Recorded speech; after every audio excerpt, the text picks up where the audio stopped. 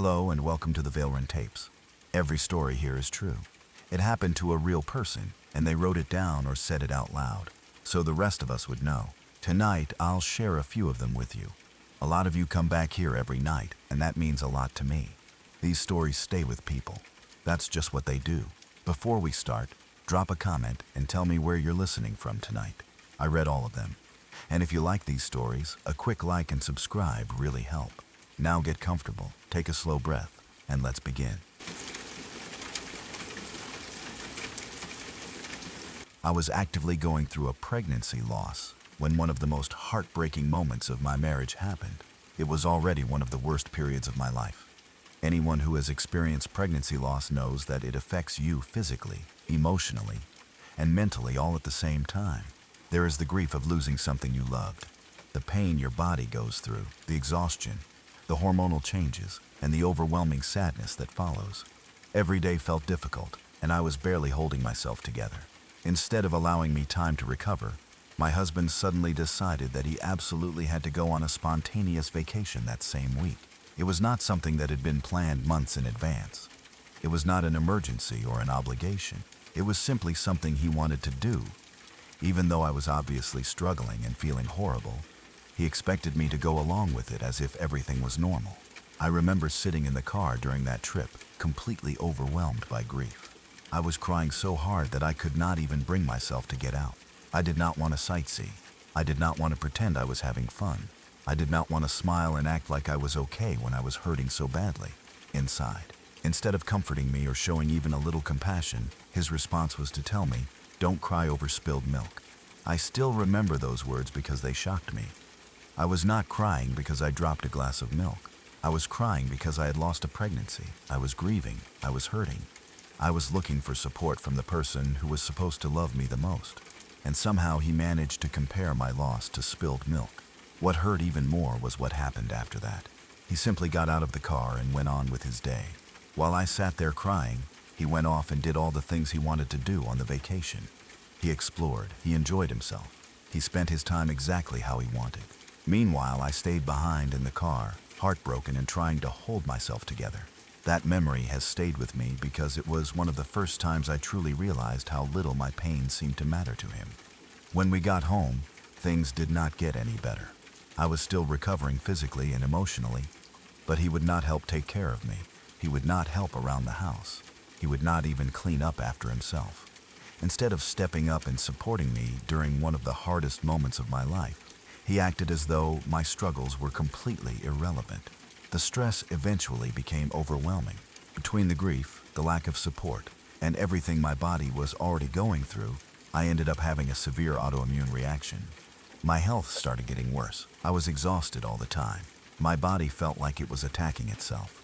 I was trying to manage serious health issues while also dealing with emotional trauma. And even then, somehow he still found ways to make things about himself. One day, while I was dealing with all of that, he asked me to clean his personal bathroom for him. Not because he was incapable of doing it, not because he was sick, not because he was overwhelmed caring for an ill spouse. He simply wanted me to do it instead of doing it himself. I remember being stunned by the request. I was already struggling physically. I was barely functioning some days. Yet he somehow looked at me and decided that cleaning his bathroom should be my responsibility. For once, I refused. I simply could not believe he was asking. His response was not concern or understanding. He did not apologize or reconsider. Instead, he just started using my bathroom rather than cleaning his own. At the time, I thought that was one of the clearest examples of selfishness I had ever seen. Then, something happened that was even worse. Despite knowing that I have a severe primary immune deficiency, my husband lied to me about having COVID for more than 5 days. This was not some secret condition he knew nothing about. He was fully aware of my health issues. He knew exactly how dangerous infections could be for me. We had talked about it many times over the years. Because of my condition, we had a simple system whenever one of us became sick. If he got sick, I would wear a mask around the house. As we would sleep in separate bedrooms temporarily, we would take precautions until he recovered. For families dealing with immune deficiencies, this is a very normal arrangement. It is basic safety. It is basic respect. It is basic care for the person you supposedly love. When he first became sick, he insisted it was just allergies. I trusted him. Why wouldn't I? He was my husband. For days he continued pretending it was allergies. He stayed around me normally. He never warned me. He never gave me the opportunity to protect myself. He never told me the truth. Eventually, it became impossible to hide. It was COVID, and he had known. For more than 5 days, he lied about it because he did not want me avoiding him. That was his reason. He did not want the inconvenience of temporary separation. He did not want me sleeping in another room. He did not want to deal with the precautions we had already agreed upon. So instead, he took away my ability to protect myself. I ended up catching COVID, and the consequences were devastating.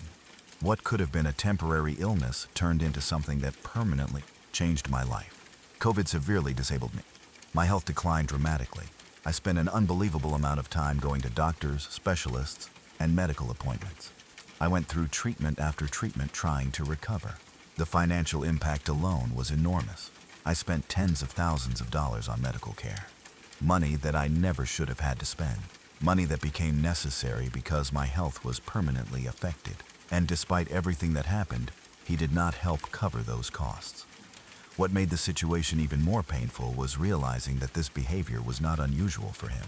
He refuses to get vaccines even though they are considered extremely important in households where someone has a primary immune deficiency. He refuses to wear masks consistently. When he does wear them, he often uses them incorrectly. He attends crowded places like packed concerts and movie theaters without taking proper precautions. Over time, I started noticing something that was impossible to ignore. Random roommates I had years ago treated me with more consideration than my own husband. People who barely knew me would wear masks around the house if they felt sick. Sometimes they would voluntarily avoid common areas until they felt better. I never even had to ask. Yet the man who promised to love me for the rest of his life could not do the same. That realization hurt more than I can explain, because eventually this stopped being about bathrooms. It stopped being about vacations. It stopped being about COVID. It stopped being about any one specific event. It became about what all those events revealed. Every single time there was a choice between my safety and his convenience, he chose his convenience. Every single time there was a choice between protecting me and avoiding a minor inconvenience, he chose himself. Every single time there was a choice between showing care and making life easier for himself, he chose himself. After years of watching that pattern repeat, I finally understood something I had been trying not to admit. If it ever came down to letting his wife suffer or being mildly inconvenienced, my husband would choose letting his wife suffer. That is an incredibly painful thing to realize about someone you loved. But once I saw it clearly, I could not unsee it. The excuses stopped working. The hope that he would suddenly change disappeared. I finally accepted that love is not about words. Love is about actions. It is about what someone does when you are vulnerable, sick, grieving, or afraid. And his actions told me everything I needed to know. So I am leaving. In 1 month I will be gone. For a long time that idea scared me. Now it feels like freedom, because I deserve more than this. I deserve someone who cares whether I am healthy or sick. I deserve someone who tells me the truth. I deserve someone who protects me instead of putting me at risk.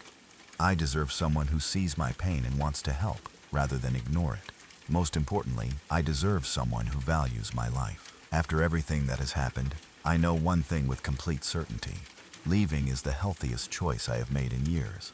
And for the first time in a very long time, I am looking forward to a future where my well-being finally matters.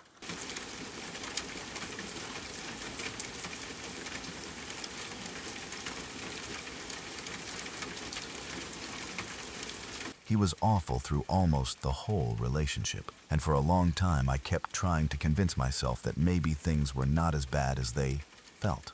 But deep down, I knew they were. He could yell at me for hours if I did even one small thing he did not like. It did not have to be something serious. It did not have to be something that actually hurt him. Sometimes it was just because I said something in the wrong tone, or I did something in a way he did not approve of, or I had an opinion that was different from his. Once he started yelling, it was like there was no way to stop him. I could apologize, explain myself, cry, stay quiet, or beg him to calm down, and none of it mattered. He would just keep going and going until I felt completely worn down. It was not normal arguing either. Couples argue sometimes, and I understand that. People get frustrated, people disagree, and people say things they should not say. But this was different. This felt like punishment. It felt like he wanted to break me down until I did not have the energy to defend myself anymore. He did not just tell me he was upset. He attacked who I was as a person. He called me horrible names, and some of those names still stay with me even though I know they were not true. He called me white trash. He called me stupid. He made me feel small for being religious, like having faith made me weak or dumb or less worthy of respect. He would talk to me like I was beneath him, like I should be embarrassed for being myself. The worst part was how often I started questioning myself. When someone treats you badly for long enough, you do not always immediately think, this person is abusive. Sometimes you think, maybe I really am too sensitive. Maybe I should not have said that. Maybe I should have handled it better. Maybe I made him angry. That is what happened to me. I started trying to control every little thing I said and did, hoping I could avoid setting him off. I would think before speaking. I would prepare myself before telling him anything important. I would watch his mood, his face, his voice, and his movements, trying to guess whether it was a safe time to talk. That is not love, that is fear. But when you are living inside it, fear can start feeling normal. There were many moments when I should have left earlier, but leaving is not always as simple as people think. When someone has spent so much time tearing you down, you start to believe you might not be strong enough to walk away. You start to believe maybe no one else will want you.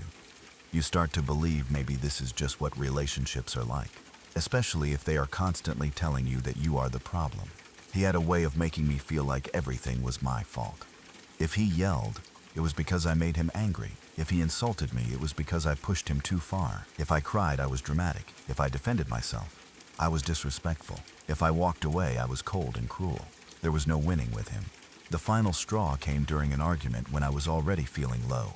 I was applying for jobs at the time, and I was scared. Anyone who has ever been in that situation knows how stressful it can be. You send applications, you wait, you hope, and you start wondering if anyone will ever give you a chance. I was talking about how afraid I was that I would not get any job. I was already vulnerable in that moment. I was not asking him to fix everything. I was not asking him for some huge speech. I just wanted comfort. I wanted the person who was supposed to love me to say, you can do this, or I believe in you, or even just, I know you are scared, but keep trying. Instead, he told me I would not get any job because I could not do anything. That sentence hit me hard. It was not just mean. It was cruel in a very personal way. He knew exactly where I was hurting, and he pressed on it. He knew I was afraid of failing, and instead of helping me, he confirmed my worst fear in the ugliest way possible. It felt like he wanted me to feel useless. It felt like he wanted me to believe I had no value outside of him. Maybe that was the point. Maybe he wanted me to feel like I could not survive without him. Maybe he wanted me to stop trying, stop growing, and stop imagining a life where I could stand on my own. I got angry. I was hurt, exhausted, and pushed past my limit. I told him to go to hell. I am not proud of that. I know it was not the best thing to say. But I was human. I had been insulted, screamed at, and beaten down emotionally for so long that something in me just snapped for a moment. After I said it, I left and went out for a walk because I needed air. I needed distance. I needed to get away from him before the argument got even worse. While I was walking, I tried to calm myself down. I probably felt guilty too, because that is what happens when you are used to being blamed for everything. Even when you are reacting to cruelty, you still question whether your reaction was the real problem. I kept thinking about what had happened. I kept hearing his words in my head. You can't do anything. That kind of sentence does not just disappear. It sits inside you. It makes you feel worthless, even when you know somewhere deep down that it is not true. When I came back, I was not ready for what I saw. He was lying in the bedroom with a noose around his neck. He told me he was trying to get to hell, because that was what I had wanted. I cannot even fully explain what that moment felt like. It was shock, fear, guilt, confusion, and horror all at once. For a second, everything stopped. I had left to cool down after an argument, and I came back to him making it look like he had tried to hurt himself because of something I said. He wanted me to believe that my words had caused that. He wanted me to feel responsible. He wanted me to carry that fear. And later, it became clear that he had faked it. He faked a suicide attempt and blamed it on me. That was the moment something inside me changed. It was not just another fight anymore. It was not just yelling. It was not just name-calling. It was emotional manipulation on a level I could not ignore. He had taken one sentence I said in anger and used it to create a scene that was meant to terrify me and control me. He wanted me to feel like leaving him, disagreeing with him, or even speaking back to him could lead to something terrible. He wanted me trapped by guilt. He wanted me to think his life was in my hands, so I would stop standing up for myself. That is such a cruel thing to do to someone. After that, I could not look at him the same way. I realized that if I stayed, he would keep finding new ways to hurt me and then make me feel guilty for being hurt. He would keep twisting things until I was always the villain and he was always the victim. He would keep using my emotions against me, and I knew I could not live like that anymore. So I broke up with him. Of course, he did not suddenly become kind or understanding. He did not take responsibility. He did not apologize in a real way. Instead, he told me I would never be able to live without him. That was exactly the kind of thing he always wanted me to believe. He wanted me to believe I was too weak to leave. He wanted me to believe I needed him, even though being with him was destroying me. He wanted me to believe that life without him would be empty, impossible, or lonely. He was wrong. I can say that now with complete confidence. He was wrong about me. He was wrong when he said I could not do anything. He was wrong when he made me feel stupid. He was wrong when he mocked my faith. He was wrong when he told me I would not get a job. He was wrong when he told me I could not live without him. Every ugly thing he tried to plant in my mind was a lie. Because I am not just living without him, I am thriving without him. Life after him was not magically easy overnight. I had to heal. I had to rebuild parts of myself that he had worn down. I had to learn how to trust my own thoughts again. I had to stop hearing his voice in my head every time I felt unsure. I had to remind myself again and again that being alone was not the same as being unloved. I had to learn that peace can feel strange when you are used to chaos. At first, calm almost felt unfamiliar. I was so used to tension that quiet felt suspicious, but slowly peace became normal. Slowly I started to breathe again. I started realizing how much energy I had spent just surviving that relationship. I had spent so much time managing his moods, avoiding arguments, explaining myself, apologizing, and trying to prove that I was not the terrible person he made me out to be. When that was gone, I had room for myself again. I had room to think. I had room to grow. I had room to care about my own future instead of constantly worrying about his reactions. The freedom was worth everything. I would rather live alone for the rest of my life than ever be with him again. And I do not say that in a bitter way. I say it because I know what peace is worth now. I know that loneliness is not the worst thing in the world. Being with someone who hates you, controls you, mocks you, and tries to break your spirit is far worse than being alone. At least when you are alone, you can hear your own thoughts. You can sleep without waiting for the next explosion. You can make choices without someone insulting you. You can have dreams without someone laughing at them. You can exist without being punished for it. He was a horrible person to me. Maybe he tells himself a different story. Maybe he tells other people I was the problem. Maybe he still believes he was the victim. But I know what happened. I know what I lived through. I know how he treated me. I know how he used fear and guilt to keep control. And I know how much better my life became once I finally walked away. The best part is that I proved him wrong just by living well. I did not have to argue with him anymore. I did not have to convince him I was capable. I did not have to beg him to see my worth. I simply left, survived, healed, and became happier without him. That is something he never wanted me to believe I could do, but I did, and I will never go back.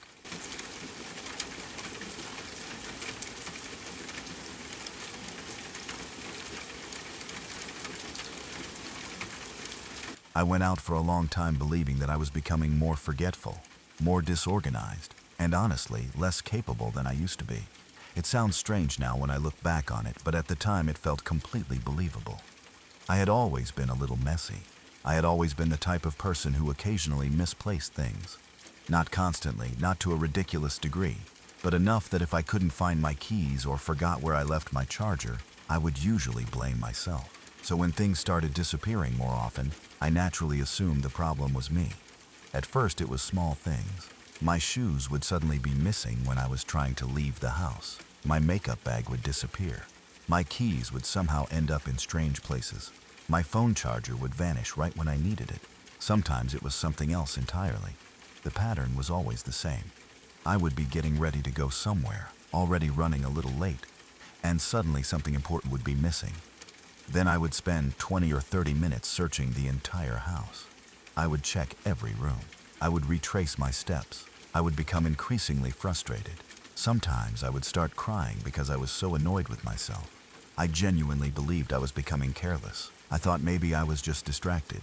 Maybe I wasn't organized enough. Maybe I needed to try harder. So I started creating systems.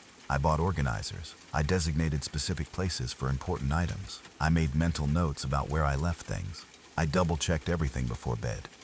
I tried so hard to become more responsible because I truly thought I was the problem. Yet somehow, no matter what I did, things kept disappearing. The more it happened, the more frustrated I became with myself. I started feeling embarrassed. I started feeling incompetent. I wondered why something that seemed so easy for other people felt so difficult for me. There were moments when I genuinely questioned whether something was wrong with me.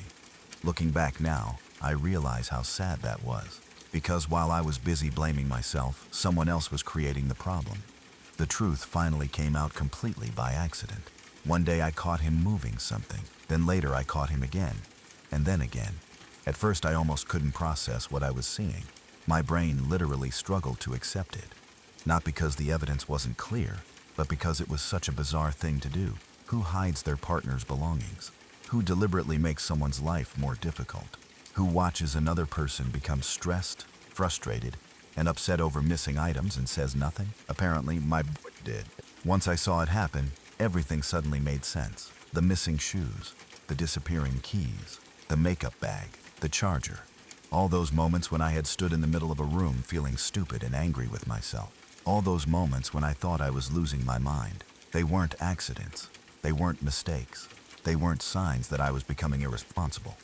Someone was intentionally creating those situations, and somehow, that realization was both validating and horrifying. On one hand, I finally knew I wasn't imagining things. I wasn't incompetent. I wasn't incapable. There wasn't something wrong with my memory. But on the other hand, I was forced to accept something much darker. The person I loved was actively sabotaging me. Not for any practical reason. Not because he needed something. Not because he was trying to solve a problem. He was doing it simply to slow me down, to frustrate me, to make life harder, to make me doubt myself.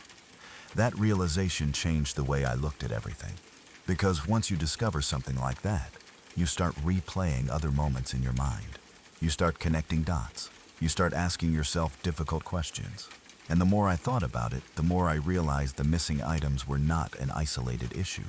There was a pattern, a very disturbing pattern. He hated seeing positive things happen to me. At first, I had dismissed it as jealousy or insecurity, but eventually I realized it was something deeper than that. I remember going to a party together once. Nothing dramatic happened. Nobody flirted with me. Nobody crossed any boundaries. Nobody did anything inappropriate. The only thing that happened was that people were nice to me. A woman I had never met before complimented my shoes. That was it. She was straight. She was simply being friendly. She saw something she liked and said something kind. Most people would smile and move on. Most partners would be happy to see others treating their significant other warmly. Not him. For some reason, that simple interaction bothered him. Not for an hour. Not for the rest of the evening. For an entire week. He was angry about it. A stranger complimented my shoes, and somehow he managed to turn it into something that upset him for days. At the time, I could not understand it. I kept trying to figure out what I had done wrong. I had not flirted. I had not encouraged anything. I had literally accepted a compliment. Yet somehow he acted as though I had committed a crime. The same thing happened in other areas of my life, too. One of the moments that stands out most happened when I got really good grades. I had worked incredibly hard. I was proud of myself. I remember feeling excited because the results reflected the effort I had put in. I thought he would be happy for me. I thought he would celebrate with me. I thought he would be proud. Instead, he became angry. Not openly at first. It was more subtle. A coldness, a mood, an irritation that seemed to appear out of nowhere. The better I felt about myself, the worse he seemed to feel. The more successful I was, the more uncomfortable he became. The more confidence I gained, the more distant and unpleasant he acted. For a long time, I tried explaining it away. Maybe he was stressed. Maybe he had a bad day. Maybe something unrelated was bothering him. But eventually there were too many examples, too many patterns, too many moments where my happiness seemed to trigger his unhappiness. That is when I started realizing something that took me years to fully understand. He did not want me to succeed. He did not want me to grow. He did not want me to become more confident. He did not want me to become independent. Because every positive thing that happened to me represented something he could not control. Every new friendship, every achievement, every compliment, every success, every opportunity, every reason for me to feel good about myself, all of those things made me stronger. And he did not want a strong partner. He wanted a dependent one. For a long time, I thought his behavior came from love. I thought maybe he was overprotective. Maybe he was insecure. Maybe he was afraid of losing me. But eventually, I realized something painful. You do not hide someone's belongings because you love them. You do not sabotage someone's confidence because you love them. You do not become angry when they succeed because you love them. You do not resent people for being kind to them because you love them. That is not love. That is control. And there is a huge difference between the two. The hardest realization of all was understanding that he did not actually want me to thrive. A loving partner wants good things for you. A loving partner celebrates your victories. A loving partner feels proud when you accomplish something. A loving partner wants you to have friends, opportunities, confidence, and happiness.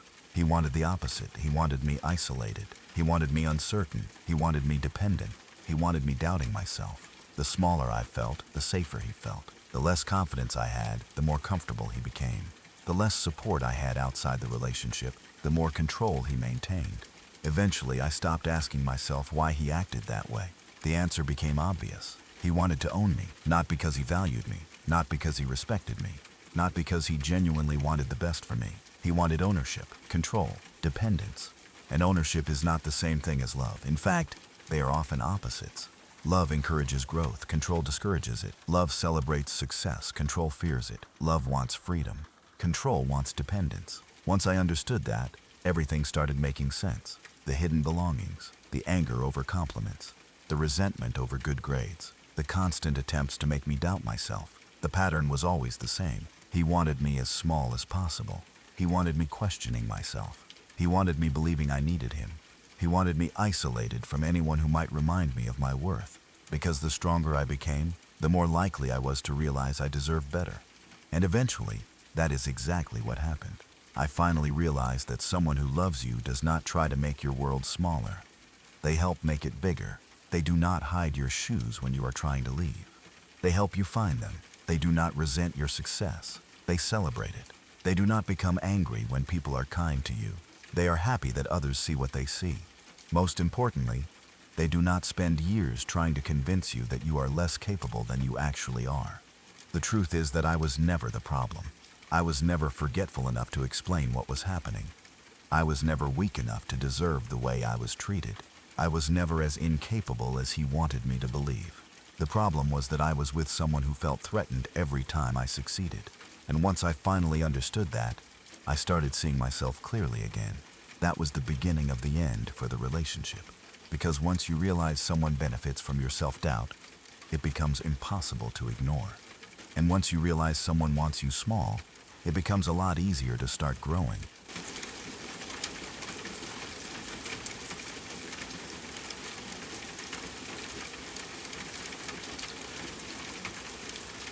We were in a hotel at Disney. It was around 9:30 in the morning, and I had already been awake since 7. Being pregnant made mornings difficult because if I waited too long to eat, I would start feeling sick. That morning I was absolutely starving. All I wanted was breakfast. My husband was the complete opposite when it came to mornings. If nobody woke him up, he could easily sleep until noon. Normally I would let him sleep and just do my own thing. But that day I was so hungry that I had already decided I was probably going to go get breakfast without him. Just as I was about to leave, he started stirring awake on his own. I paused for a moment because it looked like he might actually be getting up. A few minutes later, he opened his eyes and said, "Let's go have breakfast." I immediately felt relieved. That was exactly what I wanted to hear. I had been sitting there hungry, waiting, hoping we could start the day together, and finally it seemed like that was happening. We were at Disney. It should have been one of those simple, happy vacation mornings. So I jumped up and started getting ready. I went into the bathroom and brushed my teeth because I thought we were about to head out. I remember feeling excited, not because breakfast itself was anything special, but because I was looking forward to spending the morning together. When I came back into the room, I saw him lying down again. His eyes were closed. At first, I just stood there staring at him. Part of me wondered if he had fallen back asleep.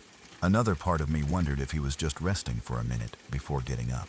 Either way, I remember feeling a little frustrated because I was so hungry. But instead of getting annoyed, I decided to have fun with it. I thought maybe if he opened his eyes and saw me doing something ridiculous, he would laugh. So I started silently dancing in front of him. Nothing dramatic, nothing embarrassing, just goofy little movements meant to be funny. I was not trying to wake him up. I was not trying to bother him. I was not trying to make fun of him. I honestly thought it would be one of those silly moments couples laugh about later. I imagined him opening his eyes, seeing me dancing around like an idiot, laughing, getting out of bed, and finally going to breakfast with me. That was literally my entire thought process. I was pregnant, hungry, excited for breakfast, and trying to make my husband smile. A few moments later, he opened his eyes. I waited for him to laugh. Instead, he looked at me and said, "Has anyone ever told you that you're creepy?" The words hit me immediately. Not because they were the worst insult in the world. Not because being called creepy is particularly devastating. But because I had genuinely been trying to make him laugh. I was trying to create a happy moment. I was trying to be playful. And instead of laughter, I got an insult. The room suddenly felt different. The fun feeling disappeared almost instantly. I remember my stomach sinking because his reaction felt so unnecessarily mean. I told him that what he said hurt my feelings. At the time, I honestly thought he would realize how it sounded and apologize. I figured maybe he was half asleep. Maybe he was joking badly. Maybe once he realized I was genuinely upset, he would explain that he did not mean it. Instead, he immediately became defensive. That was something he did all the time. Whenever I tried to explain that something he said or did had hurt me, the conversation somehow stopped being about what happened and started being about my reaction. It was like my hurt feelings became the problem rather than the thing that caused them. Instead of saying sorry, he got angry. Then he called me a fucking bitch. I still remember how shocked I felt. Just minutes earlier, I had been brushing my teeth because he told me we were going to breakfast. I had been dancing around, trying to be funny. Now I was standing there being called names. The shift was so sudden that it almost gave me emotional whiplash. I tried explaining myself. I told him I was only trying to be funny. I told him I thought he would laugh. I told him I was not trying to annoy him. I was just trying to make a silly moment out of an ordinary morning. But none of that mattered. He kept going. "You're not cute." That one hurt too. Because being cute was exactly what I had been trying to do. I was trying to be playful. I was trying to be the kind of wife who could make her husband smile. I was trying to create a happy memory. Instead, he looked me in the face and told me I was not cute. Then, he followed it up with, "You're not as smart as you think you are." That comment confused me more than anything else. What did intelligence have to do with anything? We were talking about a stupid little dance in a hotel room. Somehow, the conversation had jumped from me dancing to him attacking my intelligence. Looking back, that was something he often did. Arguments were rarely about the actual issue. If I said something hurt my feelings, suddenly my appearance, my intelligence, my personality, or something completely unrelated would become the target. It was never enough for him to disagree. He wanted to tear me down, and once he started, it felt like he would grab onto anything he could use as ammunition. The insults kept coming. Little comments, little criticisms, little jabs designed to hurt. And the whole time I kept thinking about how ridiculous the situation was. This started because I danced. That was it. I was not yelling. I was not insulting him. I was not being disrespectful. I was not trying to start a fight. I was dancing because I thought it would make him laugh. That was my crime. The more distance I get from that relationship, the stranger that memory feels. Because healthy people do not react that way. A healthy partner probably would have laughed, or rolled their eyes, or called me weird in a playful way, or gotten out of bed and chased me around the room, or joked back, or simply smiled. Most people would not respond by insulting their pregnant wife. Most people would not respond by calling her names. Most people would not respond by attacking her appearance and intelligence. But moments like this were not rare in our relationship. That is what makes the memory stand out. It was not an isolated incident. It was a pattern. I was always trying to create connection. I was always trying to create little moments of happiness. I wanted us to laugh together. I wanted us to enjoy each other. I wanted us to feel like a team. And somehow those moments often ended with me feeling embarrassed, rejected, or hurt. For years, I questioned myself. Maybe I should not have danced. Maybe I should have just gone to breakfast alone. Maybe I should have ignored the comment. Maybe I should not have said my feelings were hurt. Maybe I should have stayed quiet. Those thoughts followed me for a long time. Because when someone constantly criticizes you, you start analyzing everything you do. You start searching for mistakes. You start assuming there must be something wrong with your behavior. But now, years later, I see the situation differently. There was nothing wrong with dancing. There was nothing wrong with trying to make someone laugh. There was nothing wrong with wanting a fun moment together. The problem was never the dance. The problem was that I was trying to share joy with someone who seemed determined to turn joy into conflict. I barely remember what we ate that day. I honestly could not tell you where we went afterward. I do not remember most of the details from that vacation, but I remember that hotel room. I remember being pregnant. I remember being hungry. I remember wanting breakfast more than anything. I remember deciding to be silly instead of irritated, and I remember how quickly kindness was met with cruelty. That is why the memory stayed with me, because it was never really about breakfast. It was never really about dancing. It was about realizing how exhausting it is to live with someone who can turn the most innocent moment into an opportunity to hurt you. It was about constantly walking on eggshells without even realizing it. It was about never knowing whether a playful moment would be received with love or turned into a reason to tear you down. At the time, I thought I was just being goofy. Now I understand that I was simply trying to bring a little happiness into the room. There was nothing wrong with that.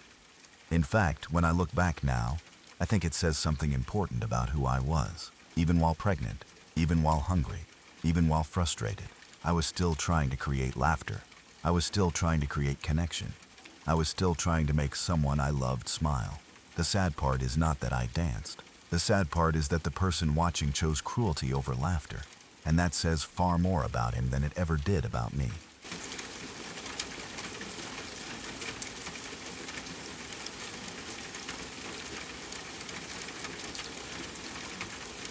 His 20-year-old son threatened me. Looking back now, that sentence still feels strange to say out loud because for a long time I kept trying to convince myself that maybe I was overreacting. Maybe I was reading too much into things. Maybe I was letting fear get the better of me. But deep down, I knew something was wrong. His son made me uncomfortable from the very beginning. It was not one huge dramatic event at first. It was a lot of smaller things that slowly built up over time until I realized I did not feel safe around him at all. One thing he would constantly do was sneak up behind me. He was a big guy, around 20 years old, but somehow he could move around the house without making a sound. I would be standing in the kitchen, doing laundry, cleaning, or just walking through the house, and suddenly I would turn around and find him standing right behind me. Not at a normal distance either, way too close. Close enough to make me jump, close enough that I could feel my heart immediately start racing. The first few times it happened, I brushed it off. I figured maybe he did not realize how uncomfortable it was making me, but it kept happening, again and again and again. Every time I turned around and found him standing there silently, it felt deliberate. It felt like he enjoyed making me nervous. On top of that, he started destroying my property. Things that belonged to me would get damaged, broken, or ruined. Some people might think that sounds insignificant compared to other forms of abuse. But when someone repeatedly destroys your belongings, it sends a message. It tells you they do not respect you. It tells you they do not care about your feelings. And sometimes it is meant to intimidate you. Every incident made me feel more anxious. I started feeling uncomfortable in my own home. I started feeling like I had to constantly watch my surroundings. I hated that feeling. Nobody should have to live like that. Eventually, I decided I needed to say something. I went to his father and told him exactly what was happening. I explained how uncomfortable his son's behavior was making me feel. I told him about the sneaking up behind me. I told him about the damaged property. I told him that I was genuinely becoming concerned. At that point, I still believed he would do the right thing. I thought he would listen. I thought he would talk to his son. I thought he would help fix the situation. Instead, what he said scared me more than anything his son had done. You have to understand something first. Both of them were really big men. I am not. There was a significant size difference between us, and I was very aware of it. If either one of them wanted to physically intimidate me, they easily could. That reality was always sitting quietly in the back of my mind. When I told his father what was happening, his response was chilling. He told me that if I decided to call for help, if I called the police, I should make sure I told them they were coming for 2 people. 2 people, not 1. 2. I remember just staring at him. For a moment, I was not even sure I had heard him correctly. But I had, and the meaning behind it became clear almost immediately. He was making it known exactly where his loyalty was. Not with me, not with the person who was scared, not with the person asking for help. With his son. No matter what, that conversation changed everything for me. Before that moment, part of me still believed there was a chance things could improve. After that moment, I realized I was completely on my own. I realized that if something serious happened, he would not protect me. In fact, I became convinced he would help his son no matter what. I know that sounds extreme. Maybe it was. But when you are trapped in a situation where you already feel threatened, your instincts become incredibly sharp. And every instinct I had was screaming that I was not safe. I honestly believed that if something terrible ever happened to me, he would help his son cover it up. I believed he would help him hide the truth. I believed he would choose his son over me every single time. That realization was terrifying. There is a certain kind of fear that changes you. Not panic, not anxiety, real fear, the kind that settles deep in your chest and refuses to leave. The kind that makes you start planning escape routes in your head. The kind that makes you pay attention to every sound. The kind that makes you realize you cannot stay where you are. I reached a point where I knew I had to get out. Staying no longer felt like an option. Leaving felt scary too, but staying felt even scarier. So I started telling people what was happening. For a long time, I had kept most of it to myself. Partly because I was embarrassed. Partly because I worried nobody would understand. Partly because people in situations like that often start questioning their own judgment. But once I finally opened up, something amazing happened. People believed me. My family believed me. They listened to what I was saying. They took my concerns seriously. They did not tell me I was overreacting. They did not tell me I was imagining things. They listened, and then they helped. My family stepped in immediately. They helped me make a plan. They helped me stay focused. Most importantly, they helped me get somewhere safe.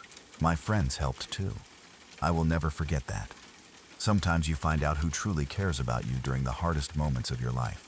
The people who genuinely love you do not disappear when things get difficult. They show up. They answer the phone. They listen. They support you. They help carry some of the weight when everything feels overwhelming. That is exactly what my friends did. Between my family and my friends, I finally found the strength to leave. And I got out. Save for this day, that remains one of the best decisions I have ever made. At the time, it was terrifying. I did not know exactly what the future would look like. I did not know how everything would work out. I just knew I could not stay. Sometimes that is enough. Sometimes you do not need all the answers. Sometimes you only need to know that where you are right now is no longer safe. Everything else can be figured out later. The days immediately after leaving were difficult. I was constantly nervous. I kept waiting for something bad to happen. I kept expecting conflict. I kept expecting trouble. When you spend a long time living in fear, your brain does not instantly switch back to normal once the danger is gone. It takes time. You have to relearn what safety feels like. You have to relearn how to relax. You have to relearn how to trust people. Slowly, though, things started getting better. The fear became less intense. The anxiety started fading. I could finally breathe again. For the first time in a long time, I felt like I had control over my own life. And then something wonderful happened. I met the man who would eventually become my husband. At first, I almost did not know what to do with someone who treated me well. That probably sounds strange to people who have never experienced a toxic environment. But when you become used to fear, kindness can feel unfamiliar. Respect can feel unfamiliar. Healthy relationships can feel unfamiliar. My husband changed all of that. He is genuinely one of the kindest people I have ever met. He would never even dream of threatening me. He would never dream of saying something cruel just to hurt me. He would never use fear as a weapon. He would never make me feel unsafe. Instead, he makes me feel loved. He makes me feel valued. He makes me feel protected. Not because he controls me. Not because he demands anything from me. But because he genuinely cares. Every single day he shows me what a healthy relationship is supposed to look like. He puts me first. And I put him first. We support each other. We respect each other. We choose each other every day. The difference between my life now and my life back then is impossible to fully describe. Back then I was scared. Now I feel safe.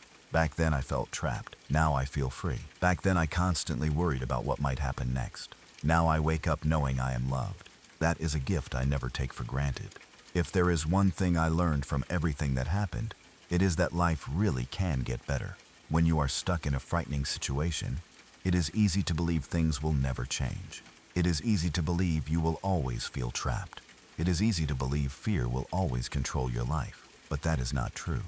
Sometimes the hardest thing you will ever do is take the first step away from something dangerous. Sometimes you have to look fear directly in the face. You have to acknowledge that it exists. You have to admit that you are scared. And then you have to keep moving forward anyway. That is what I did. And because of that decision, I got my life back. Today I have peace. Today I have safety. Today I have love.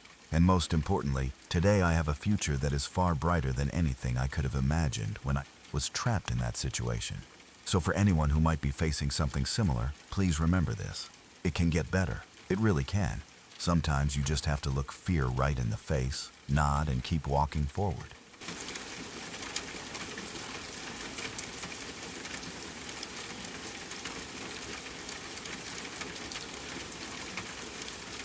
For a long time, there was this one thing that kept bothering me, even though at first I tried to brush it off.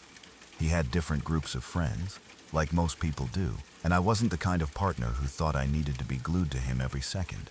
I had my own life, my own friends, my own interests. I wasn't trying to invade his world or control who he spent time with. But still, after a while, it started to feel strange that there was one specific group of his friends that seemed completely off limits to me. It wasn't like he never saw them. That's the part that made it confusing. He had phone calls with them. He had group chats with them. Their names would pop up on his screen. Sometimes he'd be laughing at something someone said in the chat, or he'd be typing away, like it was the most important conversation in the world. And every time I'd casually ask something like, "Oh, what are you guys talking about?" he'd give vague answers. Not rude, not angry, just vague, like he didn't want to get into it.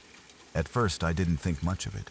I figured maybe they lived far away, or maybe they weren't the type to hang out often, or maybe the timing just never worked out. But then months passed, then more months, then almost a whole year. And I started realizing that it wasn't an accident, it was a pattern. Because here's the thing, he did bring other friends around me. He had other people in his life who met me, came to our place, went out with us, and joined us for dinners or events. If we were going somewhere fun, he would invite certain friends. If he wanted to relax on a weekend, he'd invite certain people to hang out. So it wasn't like he was the type to keep his friends totally separate from his relationship.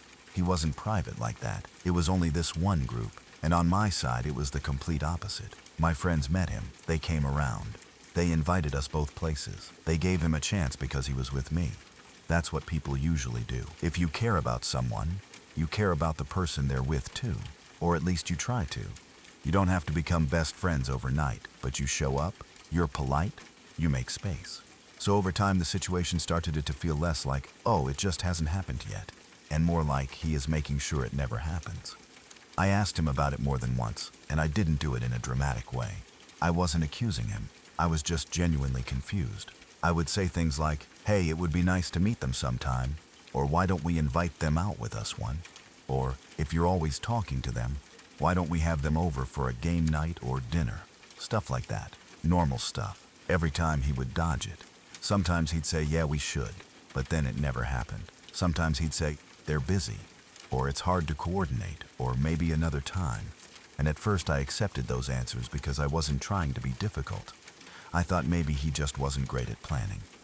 But after hearing maybe another time for the 100th time, it started to feel like an excuse that didn't even try to sound real anymore. Eventually, after we'd been together for about a year, I stopped asking in that gentle, casual way. I wouldn't say I went off, but I did finally press him in a way that made it clear I wasn't going to drop it. I remember thinking, I've been patient, I've been understanding, I've been respectful. But this is weird, and it's starting to make me feel like there's something I don't know. So one day I asked him directly, why do you never want them around? Why can't I meet them? Why do you talk to them all the time, but you never include me? He got quiet, like he didn't want to answer, and that quiet didn't feel normal. It didn't feel like he was thinking. It felt like he was deciding what he could get away with saying. Then finally he said it. He said, they don't like you. I remember just staring at him, because the words didn't even make sense at first. I honestly thought I misheard him. I said, what do you mean they don't like me? And he said they hate you. Hate. Not they haven't warmed up to you, or they're shy, or they're picky. Hate. That's a strong word. People don't usually hate someone they've never met. That's not normal. So of course I asked, why would they hate me?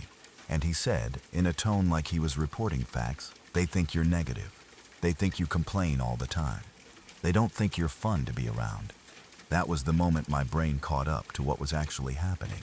Because, as he said those things, something inside me went cold. Not because I believed him, but because I realized how impossible it was. I reminded him, I've never met them.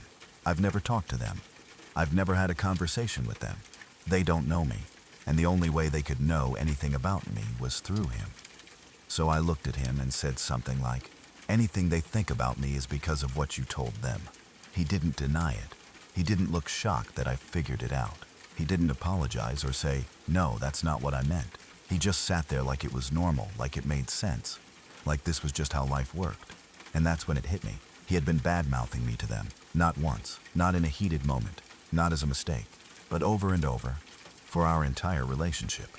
He had taken the person he was dating, the person he was supposedly building a life with, and he turned me into a joke or a problem in front of that group. And he did it behind my back. It became clear that he had kept that friend group separate on purpose. They were his safe space to complain about me, and he wanted to keep it that way. He didn't want them to meet me because then they might see me as a real person. They might actually like me. They might realize I wasn't the monster he painted. Meeting me would ruin the story he'd been telling. So instead, he protected his little narrative. He talked badly about me so often, in such a convincing way, that a whole group of people I had never laid eyes on apparently hated me. The more I thought about it, the weirder it felt. Because I'm not someone who goes around making enemies. I'm outgoing. I'm friendly. I can talk to anyone. I've built a solid career doing genuinely interesting work, and I was proud of what I'd achieved. I wasn't sitting around waiting for someone to save me or carry me through life. I had my own money, my own goals, my own dreams. And if we're being honest, I earned more than he did, a lot more. And I paid for more than my share. I paid for trips. I paid for dinners. I paid for experiences. I didn't do it because I thought he was beneath me. I did it because I loved living life and I liked bringing someone along. I wanted to enjoy things together. I didn't keep score, but I also didn't pretend it wasn't true. On top of that, I had always been the kind of person who tried to give back. I volunteered, I donated blood. I got involved with nonprofits. I helped raise real money for good causes. I helped people with resumes. I helped people find jobs. I did what I could in my community because I actually cared. So to hear that strangers hated me because I was supposedly negative and always complaining was almost funny, if it was so cruel. Because I wasn't walking around miserable. I wasn't sitting at home trashing everything. I was living a full life, and he seemed to enjoy the benefits of that life. He liked going places. He liked the experiences. He liked being with someone who had energy and ambition.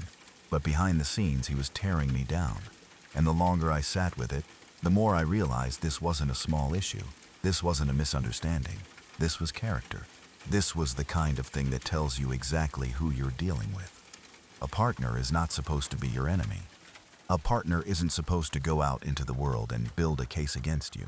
A partner isn't supposed to recruit people to dislike you. That's not normal behavior. That's not venting. That's not just talking. That's sabotage. It also made me wonder what else he had done that I didn't know about. If he was comfortable making me look bad to them, what did he say to other people? What did he say when I wasn't around? What stories did he tell that made him look like the patient, easygoing guy and made me look like the difficult one? How much of our relationship had been quietly shaped by things he never told me? The sad part was, when I started putting pieces together, I could see how it benefited him. If he framed me as negative and not fun, then anytime I expressed a real feeling, anytime I had a concern, anytime I asked for basic respect, he could label it as me complaining. He could dismiss me. He could train himself and others to see my emotions as annoying instead of valid, and it kept me in a defensive position. It made it easier for him to act like I was the problem instead of facing his own behavior. Once I understood what was happening, I couldn't unsee it. I didn't kick him to the curb in some slow, gentle way. I was done, completely, because a relationship without loyalty is nothing. If I can't trust you to speak well of me when I'm not in the room, then what am I doing here? What is the point? So yes, I ended it. And in my mind, it should have been simple. He showed me who he was, and I left. That's how it should go. But of course it wasn't simple, because people like that rarely let you walk away cleanly. Even the breakup was a nightmare. It wasn't just a normal, respectful ending where two adults accept that it's over. It turned into drama and stress and emotional exhaustion. It was like he couldn't stand losing control of the story. It was like he needed to keep twisting things, even at the end, so that somehow he was still the victim and I was still the problem. By the time it was finally over, I felt drained in a way I can't even fully explain. Not just sad, not just disappointed. I felt like my interest in ever doing this again had been erased. And that was a decade ago. A full 10 years. I have been single ever since. And honestly, it's been the best decade of my adult life. I know some people would hear that and assume it must be lonely, or that I'm secretly sad about it, or that I'm waiting for the right person. But I'm not. I'm not waiting. I'm choosing. I'm choosing peace. I'm choosing a life where I don't have to wonder what someone is saying about me behind my back. I'm choosing a life where my home is calm and my days belong to me, because I learned something through that relationship that I didn't fully understand before. I always believed your partner should be your biggest supporter, your biggest fan, the person who wants to see you win, the person who protects your name, who speaks highly of you, who is proud to be with you. I believe that because that's how I love. That's how I would act. If I'm with someone, I'm in their corner. I'm not perfect, but I'm loyal. I'm not out here building a group chat of people who hate them. I'm not out here collecting complaints and spreading them around like gossip. But I learned that not everyone thinks the way I do. Not everyone loves the way I do. Some people want a partner, but they also want an audience. They want someone to blame. They want someone they can use as a story, a way to get attention, sympathy, laughs, or validation from other people. And if you're the kind of person who gives your best to someone like that, you can end up shocked by how little they value it. So I decided, after everything, that I was done. Not bitter, not angry, just done. I had already built a good life. I didn't need a relationship to complete me. I wasn't scared to be alone. In fact, being alone felt easier than being with someone who pretended to love me while quietly poisoning other people's opinions of me. Over time, being single didn't feel like something I had to justify. It felt like a gift. It felt like freedom. It felt like waking up and realizing I could live exactly the way I wanted, without managing someone else's moods or dealing with someone else's hidden behavior. And now, when I look back, the weirdest part isn't even that those friends supposedly hated me. The weirdest part is how normal he acted about it. Like it was reasonable to build a whole secret world where I was the villain. Like it was reasonable to keep people away from me because it protected the version of me he created for them. But I'm glad I found out. I'm glad he slipped up and told the truth. Because if he had kept hiding it, who knows how long I would have stayed? Who knows how much more time I would have wasted trying to prove myself to someone who was actively working against me? So yes, I'm single by choice, and I'm completely at peace with it. If I ever meet someone who truly understands what it means to be a partner, someone who supports me the way I support others, then maybe life will surprise me. But I'm not searching, and I'm not settling, because I already learned the hard way. Peace is priceless, and loyalty matters more than chemistry. And after living 10 years without that kind of chaos, I can honestly say this has been the best decision I ever made. Quick pause, then we're right back. A lot of people watch one story and leave, but some stick around. They hit subscribe and come back every night. If you want to be one of them, the button's right there. Turn on the bell too, so you never miss a new one. That's it. Let's get back to the story.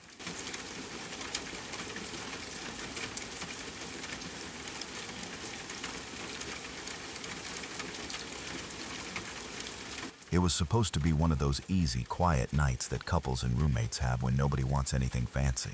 No big plans, no drama. Just a simple movie night at home with snacks and a little bit of company. My boyfriend had a roommate, and at the time she was dating someone too, so it ended up being the four of us in the living room, settling in like we were all part of the same casual little routine. I remember the room clearly because it felt so normal. The lights were low. The TV was doing that soft glow thing that makes everything feel warmer than it really is. And the couch was the center of everything. His roommate and her boyfriend were already cuddled up together, close and comfortable, like they'd done it 100 times. They were relaxed in that way people get when they're around someone who feels safe to them, the way you can tell there's no tension hiding underneath. I took the corner of the couch, partly because it was the only spot left, and partly because I didn't want to take up too much space. I was always trying to be polite in that house, always trying to be the easy girlfriend, the one who didn't make things awkward. My boyfriend didn't sit next to me on the couch. He chose the rocking chair that was right beside the couch instead, close enough that it still felt like we were together, but not actually together in the way the other couple was. At the time, I didn't think much of it. People sit where they feel comfortable, right? It wasn't like he was across the room. He was right there, just in his own seat. The movie started and everything felt fine. We were watching, making little comments here and there, laughing at parts that were supposed to be funny, and just doing what people do when they're trying to relax together. I remember feeling a small sense of relief, like, okay, this is good. This is normal. This is what a relationship looks like when you're not arguing about anything. For once, nobody was stressed. Nobody was in a mood. The night was going exactly how it was supposed to. At some point during the movie, without even thinking about it, I shifted a little. I was sitting in that corner spot, and my legs were bent in a way that was starting to feel stiff. So I did what I would have done at my own place, or at a friend's place, or honestly anywhere I felt even slightly comfortable. I put my feet up, not on him, not on the couch cushions where people sit. I put my clean socked feet up on the armrest of his chair. It wasn't some disrespectful thing. It wasn't even a dramatic movement. It was the kind of casual adjustment you do during a movie when you're trying to get comfortable and forget about your body for a while. But the reaction I got was instant. He got angry so fast that it shocked me. It wasn't like he calmly said, "Hey, can you not do that?" It wasn't like he leaned over and quietly asked me to move. He snapped. He raised his voice. He yelled at me, right there in the middle of the movie, in front of his roommate and her boyfriend, like I'd done something horribly wrong instead of something harmless and ordinary. For a second, I didn't even understand what was happening. My brain had to catch up. I remember freezing, then pulling my feet down quickly, feeling my face get hot. It's such a strange feeling when you're embarrassed but also confused, because you can't even fully defend yourself since you don't understand what you did that was supposedly so bad. The room went quiet in that uncomfortable way where the movie is still playing, but nobody is really watching it anymore. You could feel the mood shift, like all the air got sucked out and replaced with awkwardness. His roommate and her boyfriend didn't say anything right away. They didn't jump in. They didn't make it into a big scene. They just kind of looked at each other and then looked back at me, and I could tell they were registering it in a way I wasn't. Meanwhile, I was already doing the thing I always did back then. I was minimizing it in my own head. I was telling myself it wasn't that serious. I was telling myself maybe he'd had a long day. Maybe I shouldn't have done that. Maybe I should asked first. Maybe I was the one being inconsiderate. It's strange how quickly you can start blaming yourself when someone gets angry at you, even when deep down you know you didn't do anything that deserved anger. We finished the movie, but it didn't really feel like we finished the movie. It felt like we sat there while the movie ended around us. After that moment, I couldn't get fully comfortable again. My body stayed tense, like I was waiting for the next wrong move. My laughter was smaller. My comments were quieter. I just wanted the night to end so everyone could go to bed and the awkward feeling could disappear. Eventually, his roommate and her boyfriend said they were going to talk for a bit, and they went off to another room. My boyfriend acted like everything was normal again, like he hadn't just yelled at me over something tiny, like it was finished and done, and I should have moved on as quickly as he did. I sat there feeling uneasy, but I didn't even have the words for it yet. I wasn't thinking, this is unacceptable. I wasn't thinking, this is a red flag. I wasn't thinking, he shouldn't treat me like that. I was thinking, I hope I didn't make things weird. I hope his roommate isn't annoyed with me. I hope I didn't embarrass him. Looking back now, that part makes me sad, because it shows how far my normal meter had shifted without me even realizing it. Not long after, his roommate and her boyfriend came back into the room.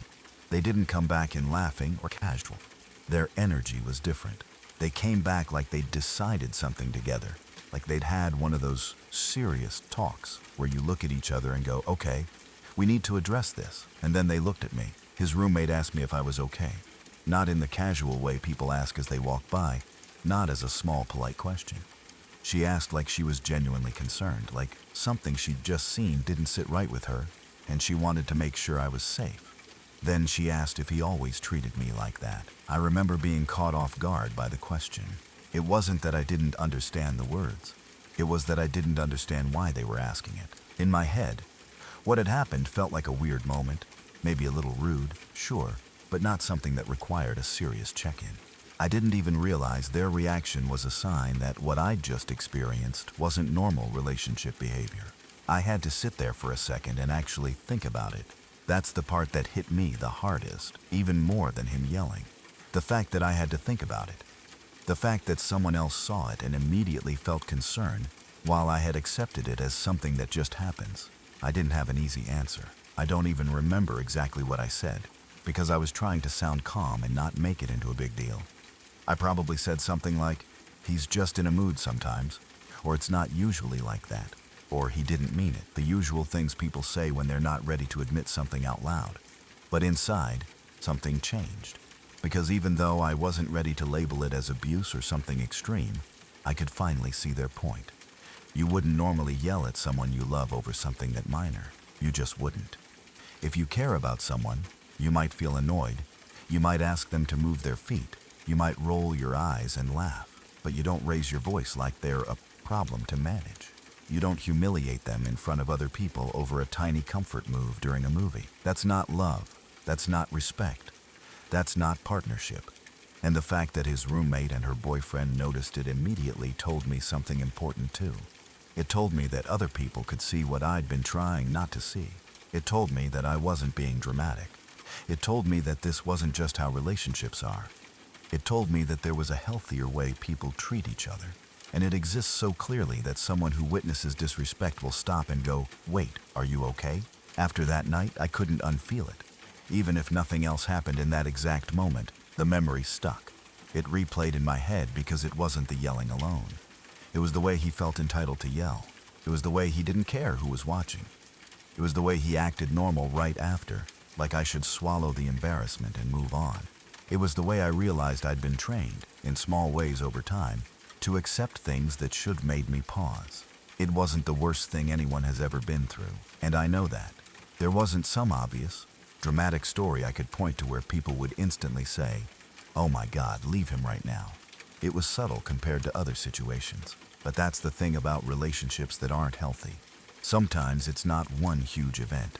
Sometimes it's little moments that stack up, little moments where you start shrinking yourself so you don't set them off. And once you notice it, you can't go back to not noticing it. A couple months later, he left me. That part still feels strange when I think about it, because it didn't happen after some huge blowout or some clear ending. It happened after we had been talking about moving in together. We had actually had conversations like we were building a future, like we were going to take the next step, like we were moving forward. And then, only a week after those talks, he ended it. It felt like whiplash. One moment you're discussing a shared home, and the next moment you're being left behind like those plans didn't matter at all. It was confusing and painful, but at the same time, by then, I had already started to see cracks that I couldn't ignore. So even though it hurt, part of me also felt like I had been released from something I didn't fully understand yet. The part that surprised me the most was what happened after. I didn't lose his roommate. Sometimes when a relationship ends, you lose the whole social circle too, because people pick sides or drift away. But she didn't. She stayed. We kept each other as dear friends. And that friendship became one of the best things that came out of that whole period of my life. She had seen something that night that I couldn't see yet. She had cared enough to check on me. She had treated me like I mattered, like my feelings mattered, like my safety mattered. And even after the breakup, she didn't act like I was disposable. Looking back, I think that movie night taught me something important. Not because it was some huge, dramatic event, but because it was a clear moment of contrast. On one side, there was someone who thought it was normal to raise his voice at me over something small. On the other side, there were people who thought it was important to ask if I was okay. That contrast showed me what respect looks like and what it doesn't look like. And I'm grateful for that, because sometimes you need a witness. Sometimes you need someone outside the relationship to reflect back to you what you've been quietly accepting, to show you that the way you're being treated isn't standard, isn't loving, isn't okay. I didn't realize it right away, but that moment was a turning point. Not because it was the worst thing that ever happened, but because it was the first time I saw, through someone else's eyes, that I deserved better than being snapped at for taking up a little space.